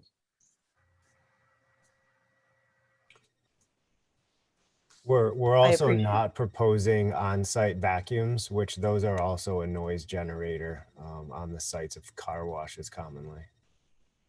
Yeah, the noise is definitely a concern for me. I live in an area that's relatively quiet, but some businesses have gone up, not even really in close proximity to me, and I can hear them very clearly, quite a greater distance than what you're suggesting your business be from. And I can't imagine that noise being that close to my home is definitely a consideration for me. And I also just want to point out something when Scott, when you mentioned the county's comments and you made the statement that most of the people would be turning right. I just to note it, I disagree with that statement. I do feel that the bulk of people in that particular area will probably be turning left, going towards Walmart, going towards the mall. That's where the grocery stores are. Downtown is the other direction. I want to make a note of it. I know that we said that this was a planning board issue, but it's something I feel I want to put it on the record that I disagree with that statement. And when I read the county's letter, it is concerning. I know coming out of the car wash, when I come out, the car behind me is right on my tail, and I have to scoot out of that car wash and turn and get over onto that little street going over by Aldi to get out of the way. And if there's not a little street to maneuver, stacking is definitely going to be an issue. So I don't know how much of that does touch on what we're supposed to be talking about tonight, but I do believe that is going to be an issue. Yeah, that is actually part of site plan review as opposed to us, that Okay. and how they do it. And they'll make their case to the planning board, and the planning board will either decide, yeah, they'll make them all turn right, which they do often, Okay. so, Other questions? While you're thinking about it, I'm going to open this up and ask Kyle if there are any hands being raised. There's a Jason Frank. Okay. You're muted. There you go. Hi, good evening. Sorry, I'm just adjusting my volume and getting unmuted here. Can you guys hear me okay? Yes. Okay. Thank you for your time. I just want to start out and let you guys know, I do represent the competitor across the street. I'm from Splash Car Wash. We own the Eco Car Wash that's diagonally across the road. Because we're within 500 feet of this proposal, we received notice, but we didn't get that notice until today in the mail. So we didn't have time to prepare our concerns or any information or really get ready for this meeting. So I just wanted to just come on and let you know that we do have some concerns. And I don't know if we just got the notice delayed or if other neighbors might not have gotten it on time either, but it was, again, just in our mailbox at 3 o'clock this afternoon. Some of the issues that we would see with the property are like the size of the parcel in order to put the car wash on. It's really small to fit a car wash on it. And I think Kelly had brought up some good concerns with noise. We build and develop car washes quite frequently and are pretty knowledgeable on newer equipment and the decibel levels that those blowers make and have noise with. So I'd be happy to supply some information to the board as to what kind of the industry standards are as far as noise, traffic layouts, Lot size requirements for really building a car wash like this on. You really should have like a minimum of 1 acre. And, you know, any other information we could come up with, we just didn't have time to even review these plans or anything, just haven't been notified today. Okay. I think one other thing with traffic is, you know, a 120-foot car wash conveyor will have the capacity to wash up to 145 cars an hour. So you're talking about 2 to 3 cars a minute exiting that car wash at its peak times, and that's a newer car wash equipment fact that a 120-foot tunnel can handle 145 cars an hour. Okay. Can I address some of that? Yeah, sure. I can address it, sure. So what we're looking to capture up there is about 60 cars per hour.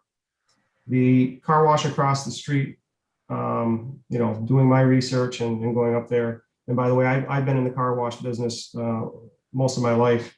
I've been running New Way Car Wash since I was 25. I'm 56 now. We have a car wash on Margaret Street where the dimensions of our lot here on Margaret Street are very similar to that lot. So it's already being done inside the city of Plattsburgh on a lot that size, and it's been being done for over 40 years here on our Margaret Street location.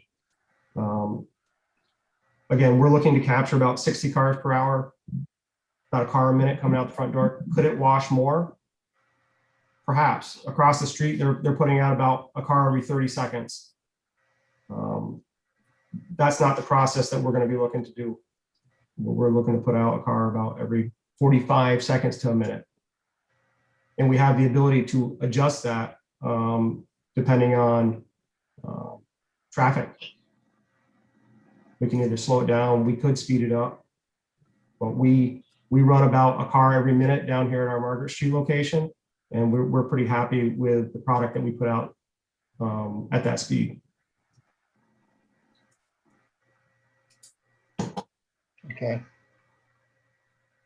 So if I may, I agree with Perry. He's definitely a competitor that I think has been in the business a long time and has developed car washes. We've been in business about 40 years. I myself have been in it for over 25 years and developed quite a few sites myself. And the only thing I would say to that is if you're planning on having a facility that would only wash 60 cars an hour, that would only require like an 80-foot car wash tunnel, not a 120-foot car wash tunnel.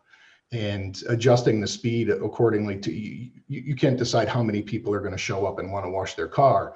And if you throttle the speed down to not put the cars through the car wash faster, you're going to create more queuing and a backup of cars trying to get into the car wash. So there's just some concerns either way that, I just think, our professional opinion and industry standards opinion is that, the property would be too small.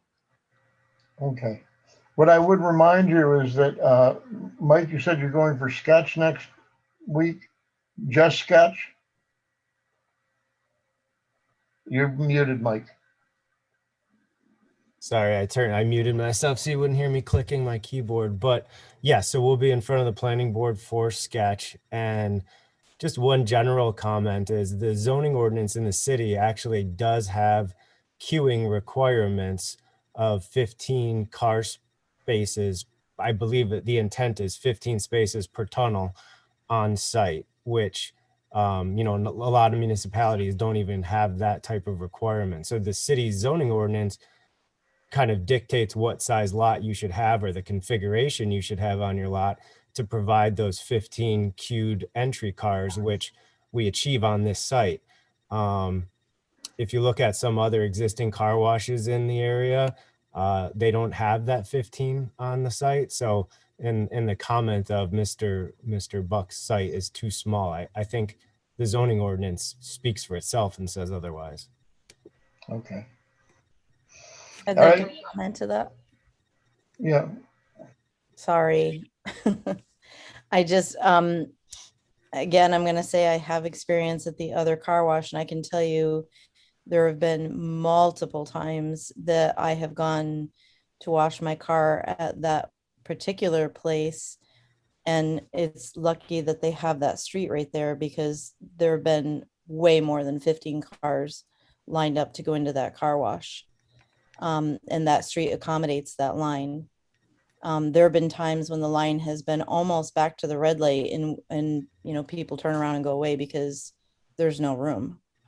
So it sounds like there might be a vacuum there that needs to be filled to maybe help that situation. That's the vacuum I'm looking to fill. I don't disagree with that. I'm just not sure that the size of that property is appropriate to fill that need. Well, again, they're going to be going to the planning board.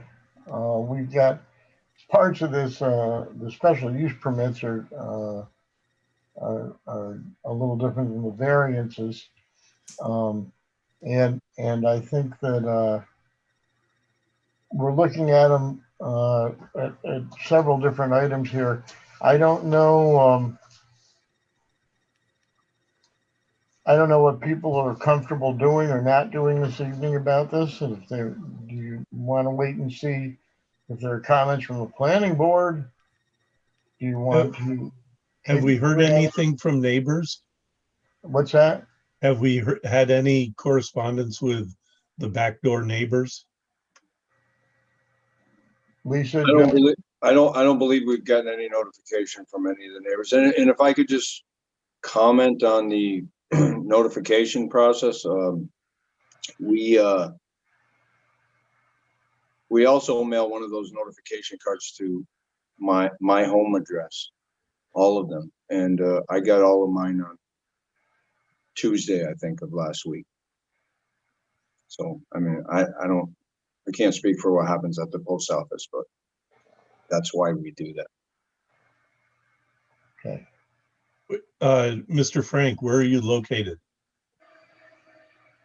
So I'm located in Connecticut. Okay. Yeah.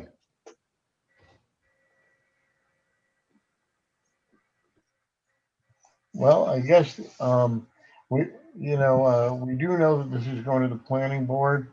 My question to you is that we have basically two applications for this project. The first one, which is for the Class A variances, whether or not they can build the tunnel 4 feet from the property line as opposed to 0 or 12. And the other one is that's the side yard setback, and the other is the commercial driveway width. Those in and of themselves would not seem to me anyway, and I don't care, I'll do whatever the board wants, would not seem to me to be pertinent to some of the other site plan issues about stacking, rate of cars going through, and I'm not saying these aren't concerns in any way, but I don't know is that those two parts or the 10-foot fence, frankly, and the commercial use, the use is allowed there with a special permit, special use permit, and I think that and the fence are pretty clear. The question is, do we want to look at the setback? Do we want to look at the 4-foot setback question and the driveway width question, which we can talk about, knowing that this is going to the planning board, who are going to talk about everything from noise to the rate of the cars and whether or not they turn right only. I'm asking the board.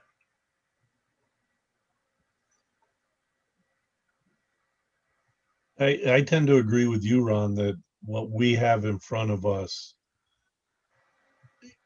really wouldn't be affected by any real further information, and that we should be able to vote on it. And it most of the concerns that are expressed here by us and Mr. Frank are more pertinent to planning board. Yeah, I don't disagree with you. Does everybody feel comfortable with this? Going I'm forward totally with these? comfortable with voting. Yes, I completely agree with what you said, and that it's not our task to decide certain things. Absolutely. Okay, I will say that of the things that are in front of us, the setback is an issue specifically because of the noise. That piece of it, that's, the setback is between that and another commercial business, not the back lots. The setback is the 4-foot side yard setback. okay. Right? Okay. Then It's- yes, I'm definitely and to be clear, it either in that district is supposed to be 0 or 12. The reason that it's a variance is because 4 feet is not 0 or 12. Well, but there is the 200 feet from a residential neighborhood. That's different. That's Yes. that's not the side yard setback one. I'm being Correct. clear about what they are. Correct, but there is something on the table about Right. variance for within 200 feet Right. of a residence. And we've had that same, I'm just going to say, if we want to talk about precedent, and again, this is, this is a commercial district, that has been the same exact variance that's been granted to, from Kentucky Fried Chicken, Burger King, every single one of them on that side of the street. And there's a huge precedent there where we granted, I mean, the issue isn't so much everything on that side of the street is property line to property line. If the building was 190 feet away, it wouldn't, or 200 feet away, the building itself wouldn't matter. It's a property line to property line. And that precedent has sort of been set. So that's the sort of, the real question is how much buffering by giving the special use permit, which is sort of a matter of right for the 10-foot fence. That's a help towards buffering.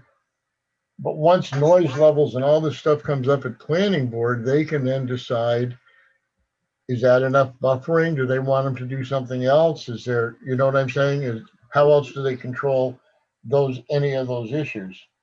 But relative to the 200 feet between the districts, I mean, one of the issues that we have is that we've set that precedent many, many times in the past. I mean, quite recently, when every single one of those restaurants, when they renovate, and plus Walgreens when it was built, all of those are in that same thing. Even on the other side of the street, Kinney Drugs had that same problem because they were right next to a residential district. And so then it goes to the planning board and they help with the buffering to make sure that it has the least impact on that district. But I think that's a hard one, frankly, with the precedent that's been set, to say, well, not here, when on both sides of it, they're exactly the same, that's a hard Harry, one to. can I ask you a quick question? Yeah. Have you like established what your hours of operation would be? Yes, we're looking to be open 7 a.m. to 7 p.m. 7 to 7. Okay. Thank you. Well, listen, what I'd like to do, Mr. Frank, thank you very much. I want to check and see if anybody else, Kyle, has raised their hand. No, sir. That's it? Okay. I'm going to close the public hearing portion now. And I'd like to, and I think that everybody seems to agree that we were going to proceed with what is our jurisdiction. And we can register our concerns about stuff that's not our jurisdiction, right, which we have. But I'd like to look at the fact that we are voting on, as per ADA's synopsis, 3 area variances, correct? Side yard building setback, that's the 4-foot setback. That should be either 0 or 12, but we granted that off into the Skyway. The commercial setback from the residential, that's the 200-foot setback that we just discussed.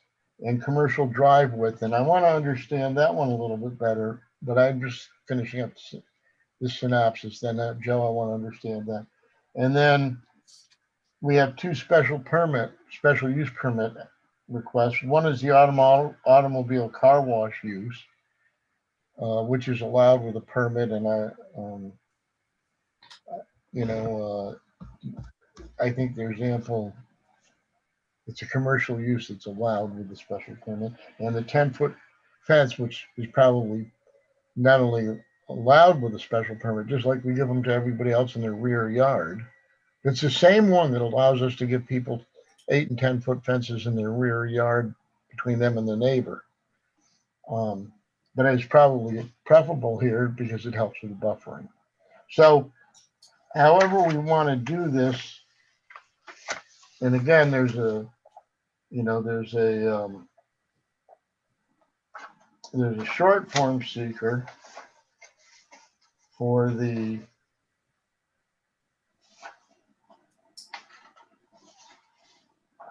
area variances.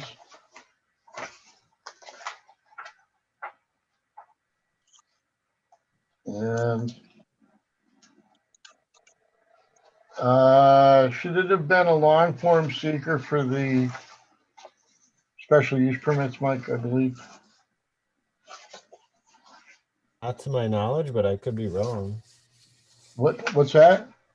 I wasn't aware that a special use permit triggered short or the long. Oh, did we discuss that with Jim about why that was, and what did we come up with? You might have. He knows the seeker far better than I do. No, I know, but Joe and I and Jim discussed it and Perry at that meeting. Do you remember what we came up with about that, Joe? I think what we came up with was it's not required based on new regulations. New regulations that the short form was okay. Yeah. Okay. So we have a short form seeker. I assume they're both the same, Mike, correct? Yeah. So I guess what I'd like to do first is do the short form seeker. Ron, before we get into that, can we define the fence? There's nothing on this drawing that talks about exactly where the fence is and how tall and how far it goes up towards Cornelia Street. It'd be on the back side of the property. It wouldn't be going towards, the 10-foot fence wouldn't be going towards Cornelia Street. It'd just be the part that borders the residential area in the back.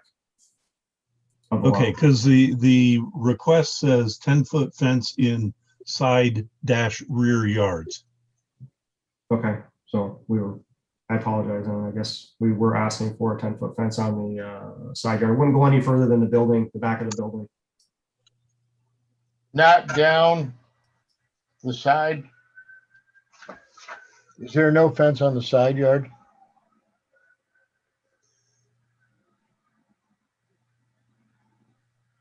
I don't have that. Mike, do you have that plan with you that shows what we're asking for on the fence? No, I think that conversation came up with you and Jim, and I did not put anything on the drawing. But I know I believe there's an existing fence along the back, and then some of the neighbors have hedges, but. So on the side yard, it wouldn't run any longer than 70 feet, which would be to the back where the back of the building would be. So from the back lot that borders the residential, the fence wouldn't be any longer towards Cornelia Street, more than 70 feet. Okay, Perry, as I'm looking at the drawing, I'm assuming that is the full width of the back of the lot? Yes. And does it come down both sides or just the Just the east Kodo. side or west side? We just put something on the east side where Kodo is. Say it again? We just put something on the east side where Kodo, that borders Kodos. Okay, not on the west side. No. And it would come down the east side to the back of the building?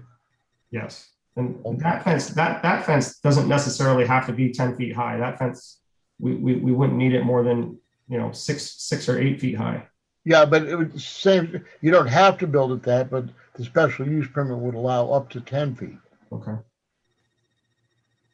And that's gonna be something you're gonna work out with the planning board. Actually, as part of the buffering, right? Scott? So we're gonna assume for the purposes of the fence that it is across the back property line completely, and from that back southeast corner to the end of the build, to the south end of the building, Yep. right? Which is roughly 100 feet from the back corner to the building corner. 100 feet. Yeah. Okay. Right. Okay.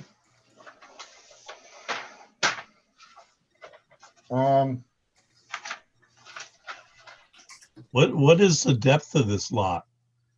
Isn't it 250? 250. Yes. So the math, it's only 70 feet. That fence would only be 70 feet is what I get for the math. Okay, I was gonna say, and that's a 120-foot tunnel that, Right. okay.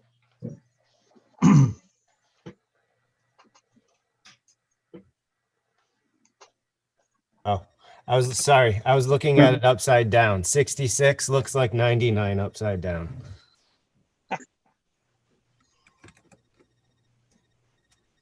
Okay, Joe? Yes. Can we talk about and understand the driveway width being 40 feet and what that is? Sure. So where our code talks about entrances and curb cuts, it says entrance drives and or curb cuts shall be limited in width to 60% of the total lot frontage.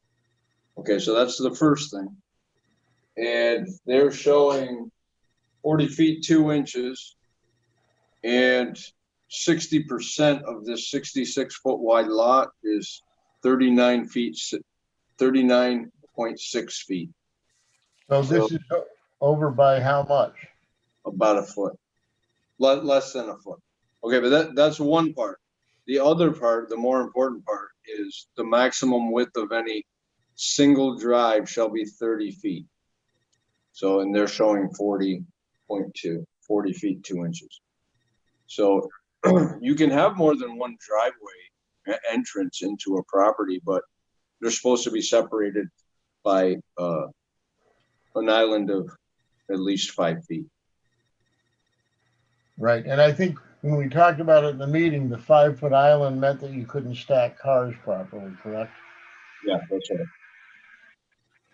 Right. I mean, so some background into our mentality with this site layout is currently the entire width of the lot is paved, and it has a existing curb cut that's smaller on the eastern side of the property line, but then it's a broken up curb across the rest of the way, and then the neighboring lot again is just completely paved over with a curb cut that's about 50 feet wide.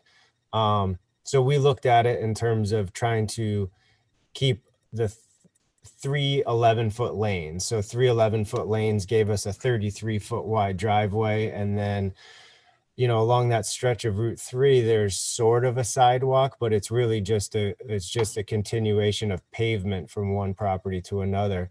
So we looked at replacing the broken up curb and the expanse of pavement with new concrete sidewalk with accessible curb ramps at the perimeter of the driveway.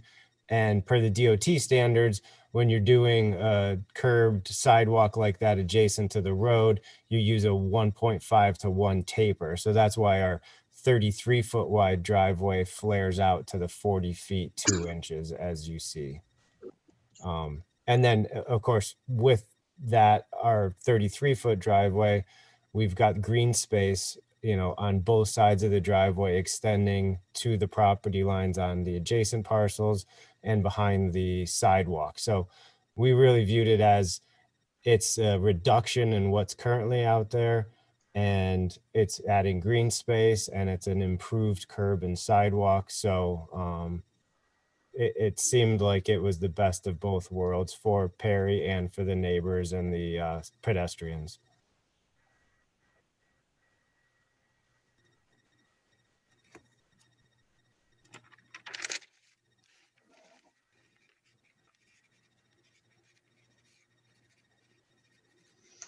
Okay. PJ, did you want to talk about something? Yeah, I just want to mention that I am the alternate tonight, but my office actually represents the seller in this transaction, and the property has not transferred yet. So I just don't want that to be a conflict, and put that out there. Would you directly profit in some way from the sale of this, your office getting part of the commission? Yes, yeah, we would be getting, commission on the sale of this. And you personally would, I'm saying, right?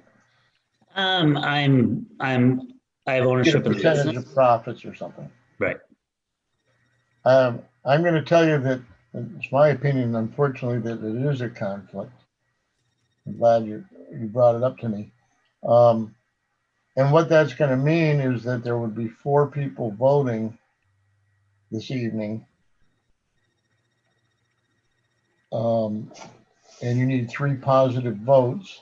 The reason we're down 1 member because we had a member resign. And we're down a 2nd member because Ellie Gent had a death in the family and wasn't able to make it tonight.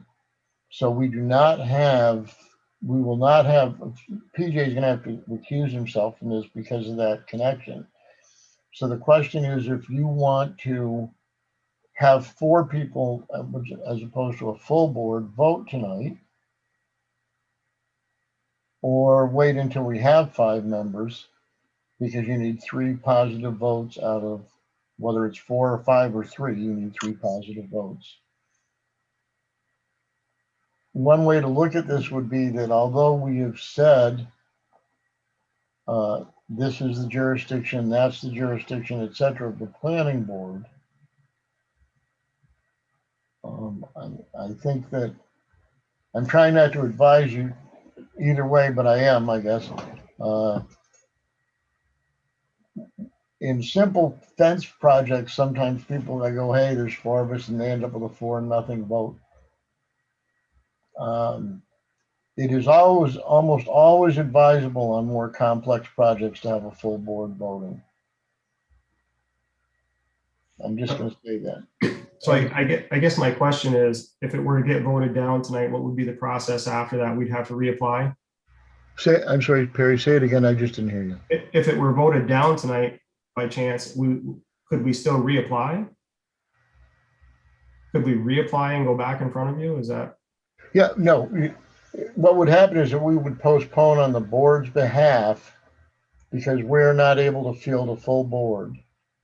No, just hold on a second, Ron. You're talking What's about, that?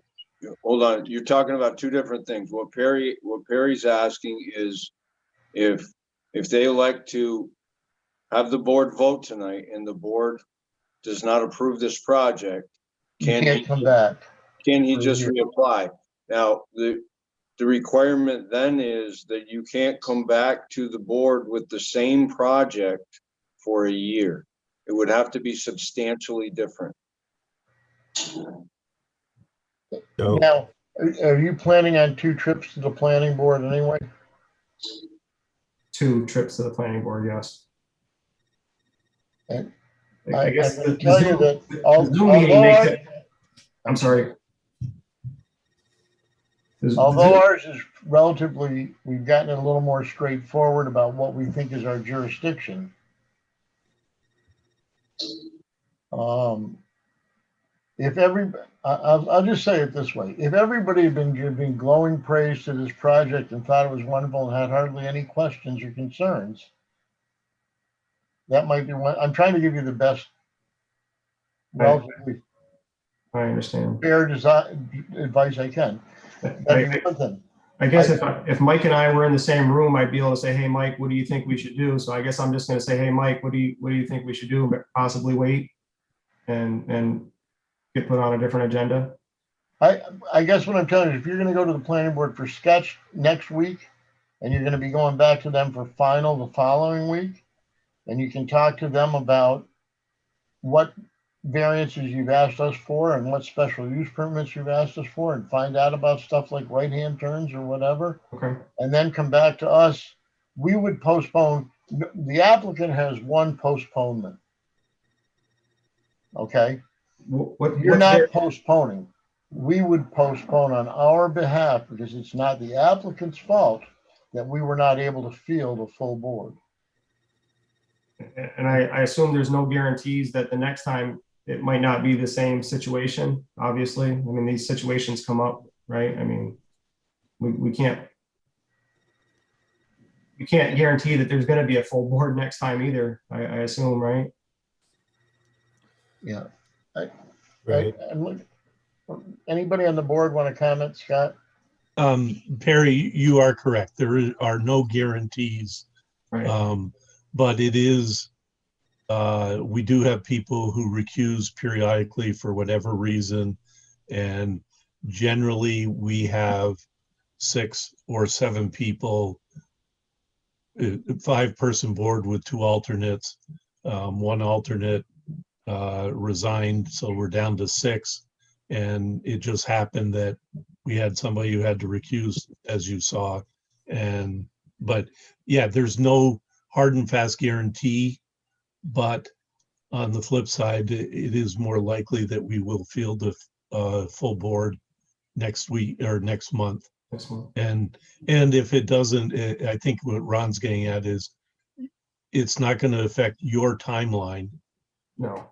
Ultimately, because you can't go until you go the second month to the planning board, and that's after our next meeting. Yeah.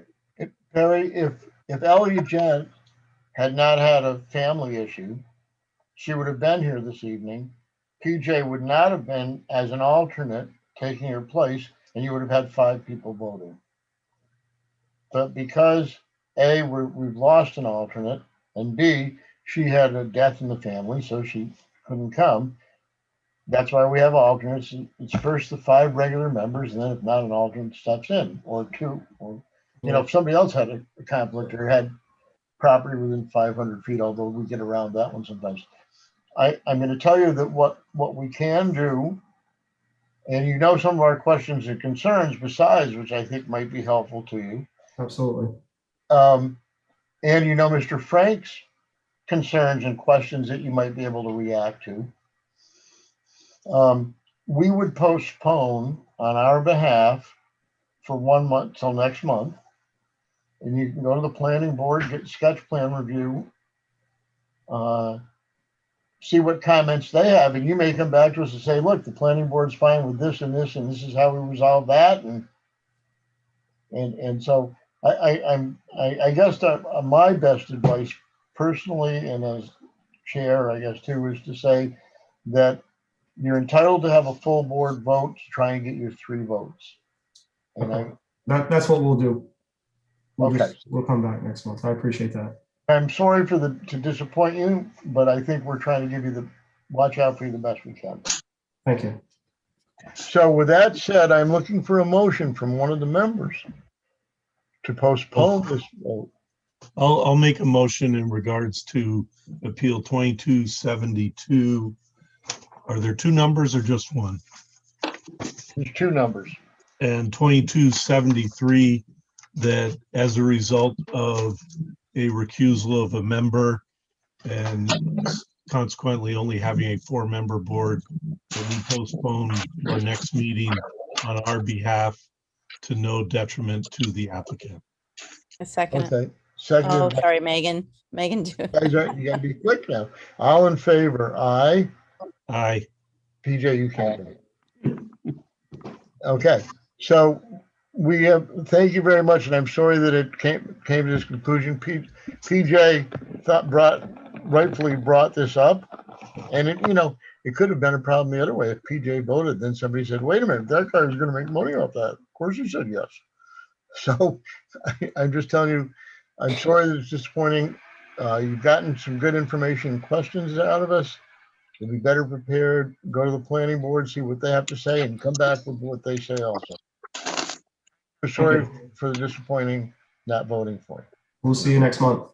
Thank you so much. Thank you. Yeah. Thank you, Perry. Thanks, Mike. Thank you.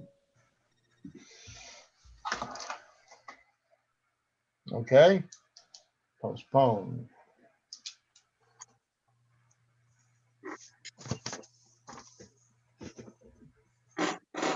Okay, and PJ, thanks for bringing that up. That was No good. problem. Sorry I didn't sooner. It was good though. Better than not, you know what I'm saying? Good. So Good. finally, Oval Craft Brewing. And Jesse Joliker. How are you, sir? I'm good. How are you? Very good. I want to release the information that I worked at Luck Builders in front of Jesse's brother before, his shop. Cousin. Anyway, but that has nothing to do with it.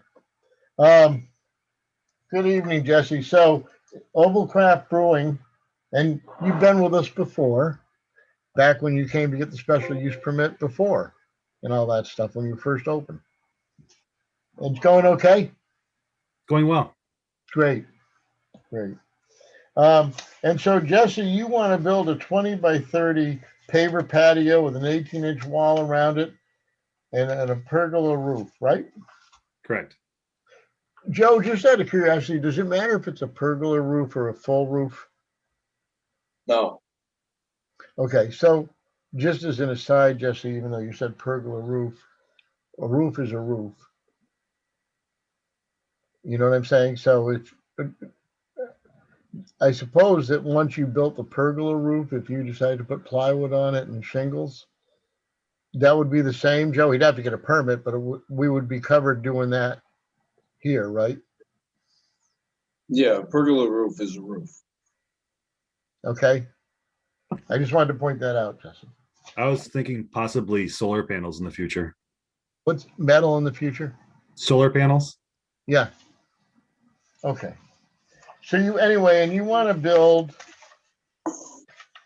you want to, you have two things. You have an area variance, and that area variance is for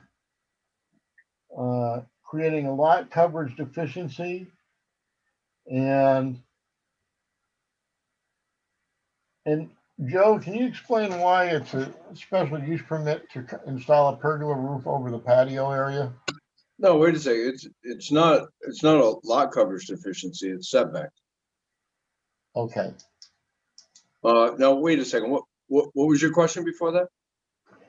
Why is it a special use permit request to install a pergola roof over the patio area? The original use of this property was approved by way of a special use permit for eating and drinking establishment. And okay.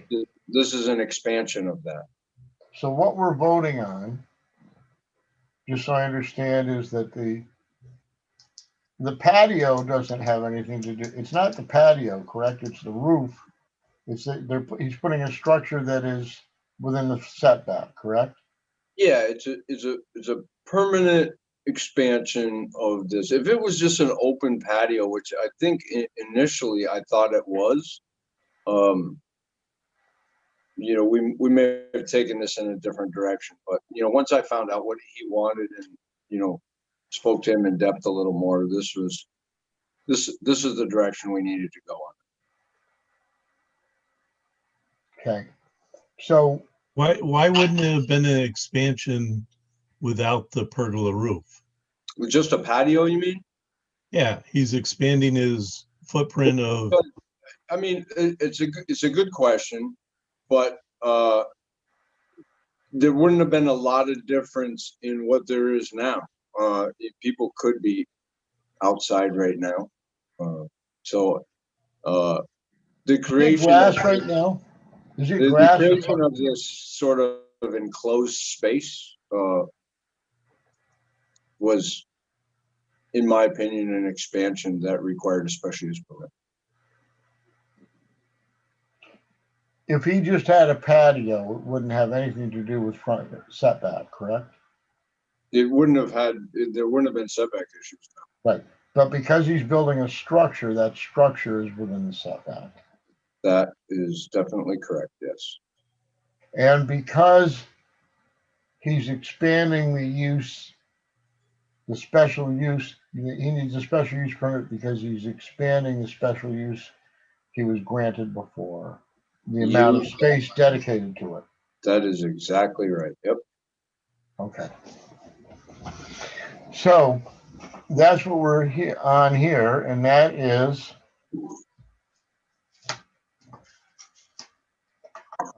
what I'm going to have you start asking questions about, board. First of all, PJ, you're not selling anything to Overcraft, are you? No, no, definitely not. Okay. Okay, so Kelly, Megan, Scott, looking for questions for Jesse regarding the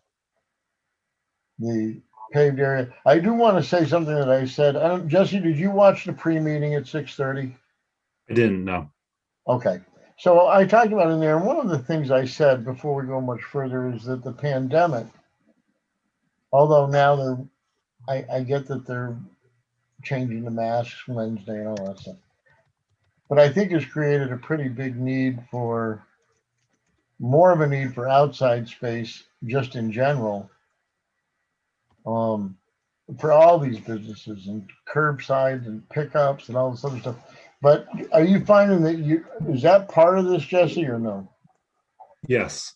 It's actually, there's a section in the restaurant revitalization grant that's set aside specifically for improving outdoor seating. And I've applied for that. Yeah. Okay. So I'm looking for questions from the board. Does anybody have any questions about the physical or setbacks? Go ahead, Megan. Just wondering, is there a reason you're putting it on that side of the building? Do you have an entrance on that side, or is it just on the front and the back that you have it? No, there's an entrance in the front and the back of the building, but I typically would have people over there with just lawn chairs on that side anyway. So it's just kind of just kind of improving that area that people are already using. Okay.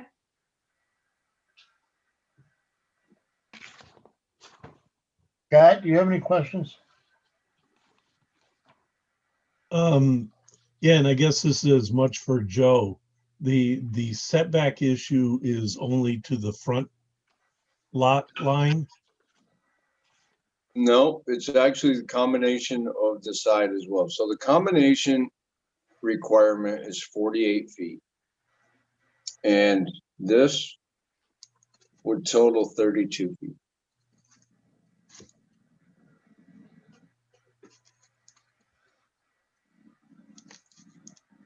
What's the other side?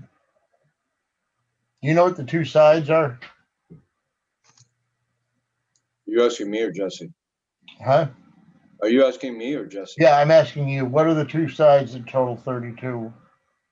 So I don't know the exact distance to the property line, but what I do have for information is the width of the lot plus the building. Okay. Plus the new proposal.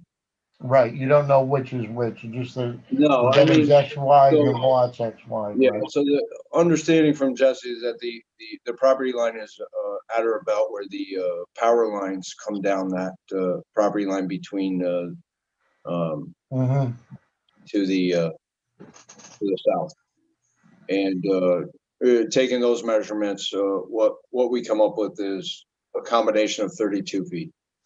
Okay. Is there a minimum per side? 24. So what we have is I think he has that on the side that he's proposing. He has it even with I think the issue is with the other side, Right. which they're not doing anything. So even with the roof, he's going to still have 24 feet, the minimum that he needs. It's that the other side is too small, correct? His drawing is showing 22 feet No, it says 42 feet. from the existing building. Less 20. Oh, okay. Yeah. Okay, so yeah. So you're right. There's a minimum of 24, which in this case is only 22. Yeah. And a combination of 48, which is totaled out to be 32. That's right. So he's only 10 feet on the other side, let's say. That's what I come up with, yes. Yeah.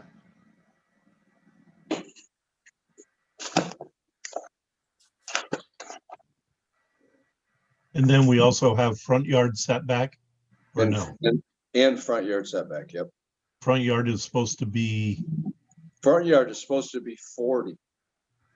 And okay, so the side yard is 24/48. Yeah, we got those numbers right. The front yard is supposed to be 40, and this appears to be 8, but the building itself is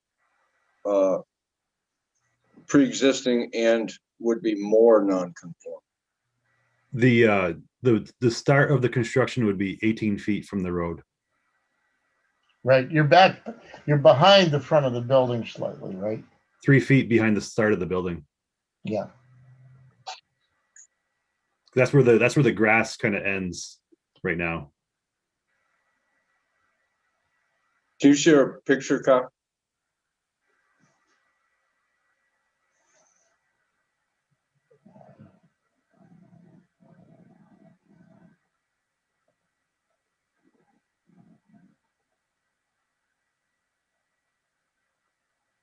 Okay.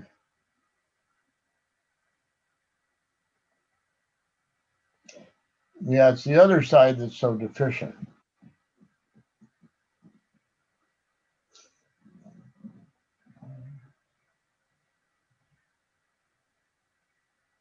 Okay. Any questions, Kelly, Megan, PJ?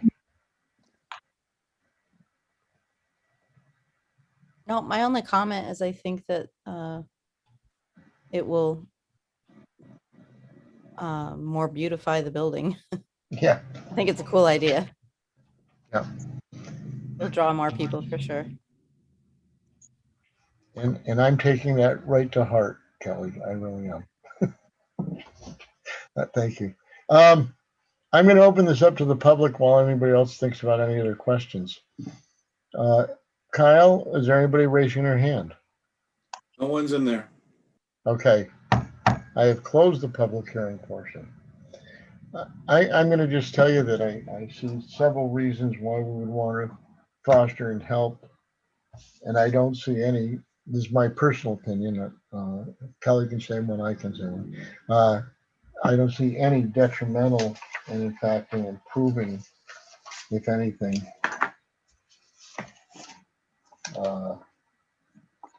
of the neighborhood, in my opinion. is this a historic structure? Jesse? Say that again, please. Is this considered a historic structure? Yeah. No, it's just in view of the historic oval. So the building itself is not historic. Okay. Are you not going for a historic site review? I am next week. Yeah, I'm sorry. I'd like to do the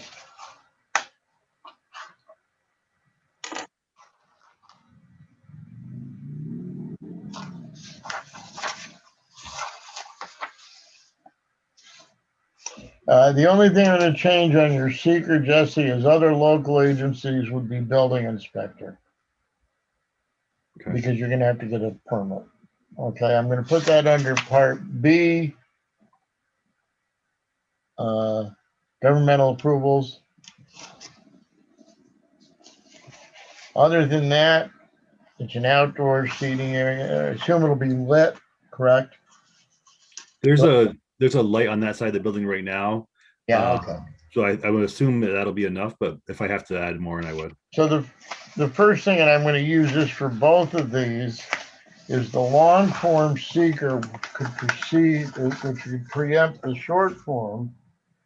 If nobody has any questions on that seeker, I'm looking for a motion that we find no adverse environmental impact.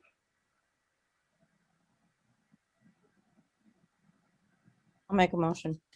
Okay, Um, for appeals 2276 and 2277, after review of the, I make a motion that after the review of the full environmental assessment form, we find that the proposed project will have a small or no environmental impact. okay. Seconded by Scott. All in favor, raise your hand and say aye. And PJ, you Aye. can vote Aye. aye. So that's the seeker, Jesse. We have, the first thing is the area variance for, it's strictly setbacks, not coverage, correct, Joe? Yeah, it's not coverage. No, there's no issue with coverage. Okay, Shall we First do thing- the, Ron, yes. shall we do the SUP first? Because if the SUP doesn't go through, the area variances The don't. special use permit first? Yeah, because the other, if that doesn't go through, the rest Yeah, of it yeah, doesn't okay. matter. Okay, so the first is to allow the expansion of existing special use permit to a new special use permit to allow the brewery, which is allowed as a matter of right, to expand. I'm looking for a motion regarding the special use permit. I'll make a motion in regards to appeal 2277, a special use permit for Oval Craft Brewing at 111 Ohio Ave to expand their existing special use permit to cover a beer garden, a 20 by 30 patio with a pergola roof. Seconded by Megan. Okay, a yes vote to Lisa is to approve.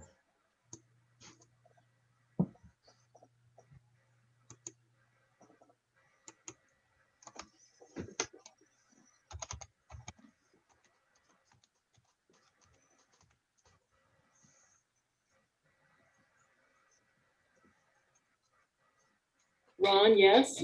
Yes. Megan, yes. Yes. Kelly, yes. Yes. PJ, yes. Yes. And Scott, yes. Yes. All right, so Jesse, that's the special use permit. I'm now looking for a motion regarding the area variances as detailed in the application for setbacks. That we approve the variances as shown, for what is required as shown on the plan. I'll make a motion in regards to appeal 2276 for a Class B area variance for Oval Craft Brewing at 111 Ohio Ave to grant the variance as shown on the drawing.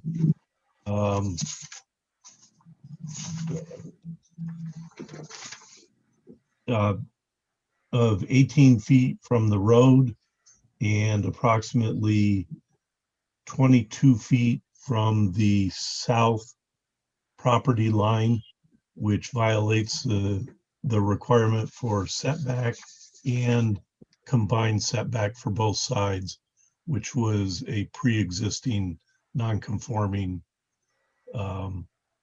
situation. Seconded by Kelly. A yes vote is to approve.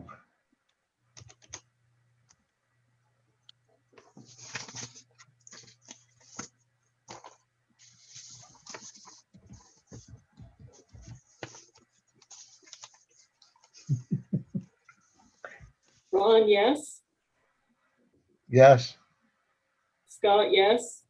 Yes. Megan, yes. Yes. Kelly, yes. Yes. PJ, yes. Yes. You're all set. Thank you. Hey, Jesse, you're all set? Go ahead, get your permit. Try and figure out where to, are you gonna build this season?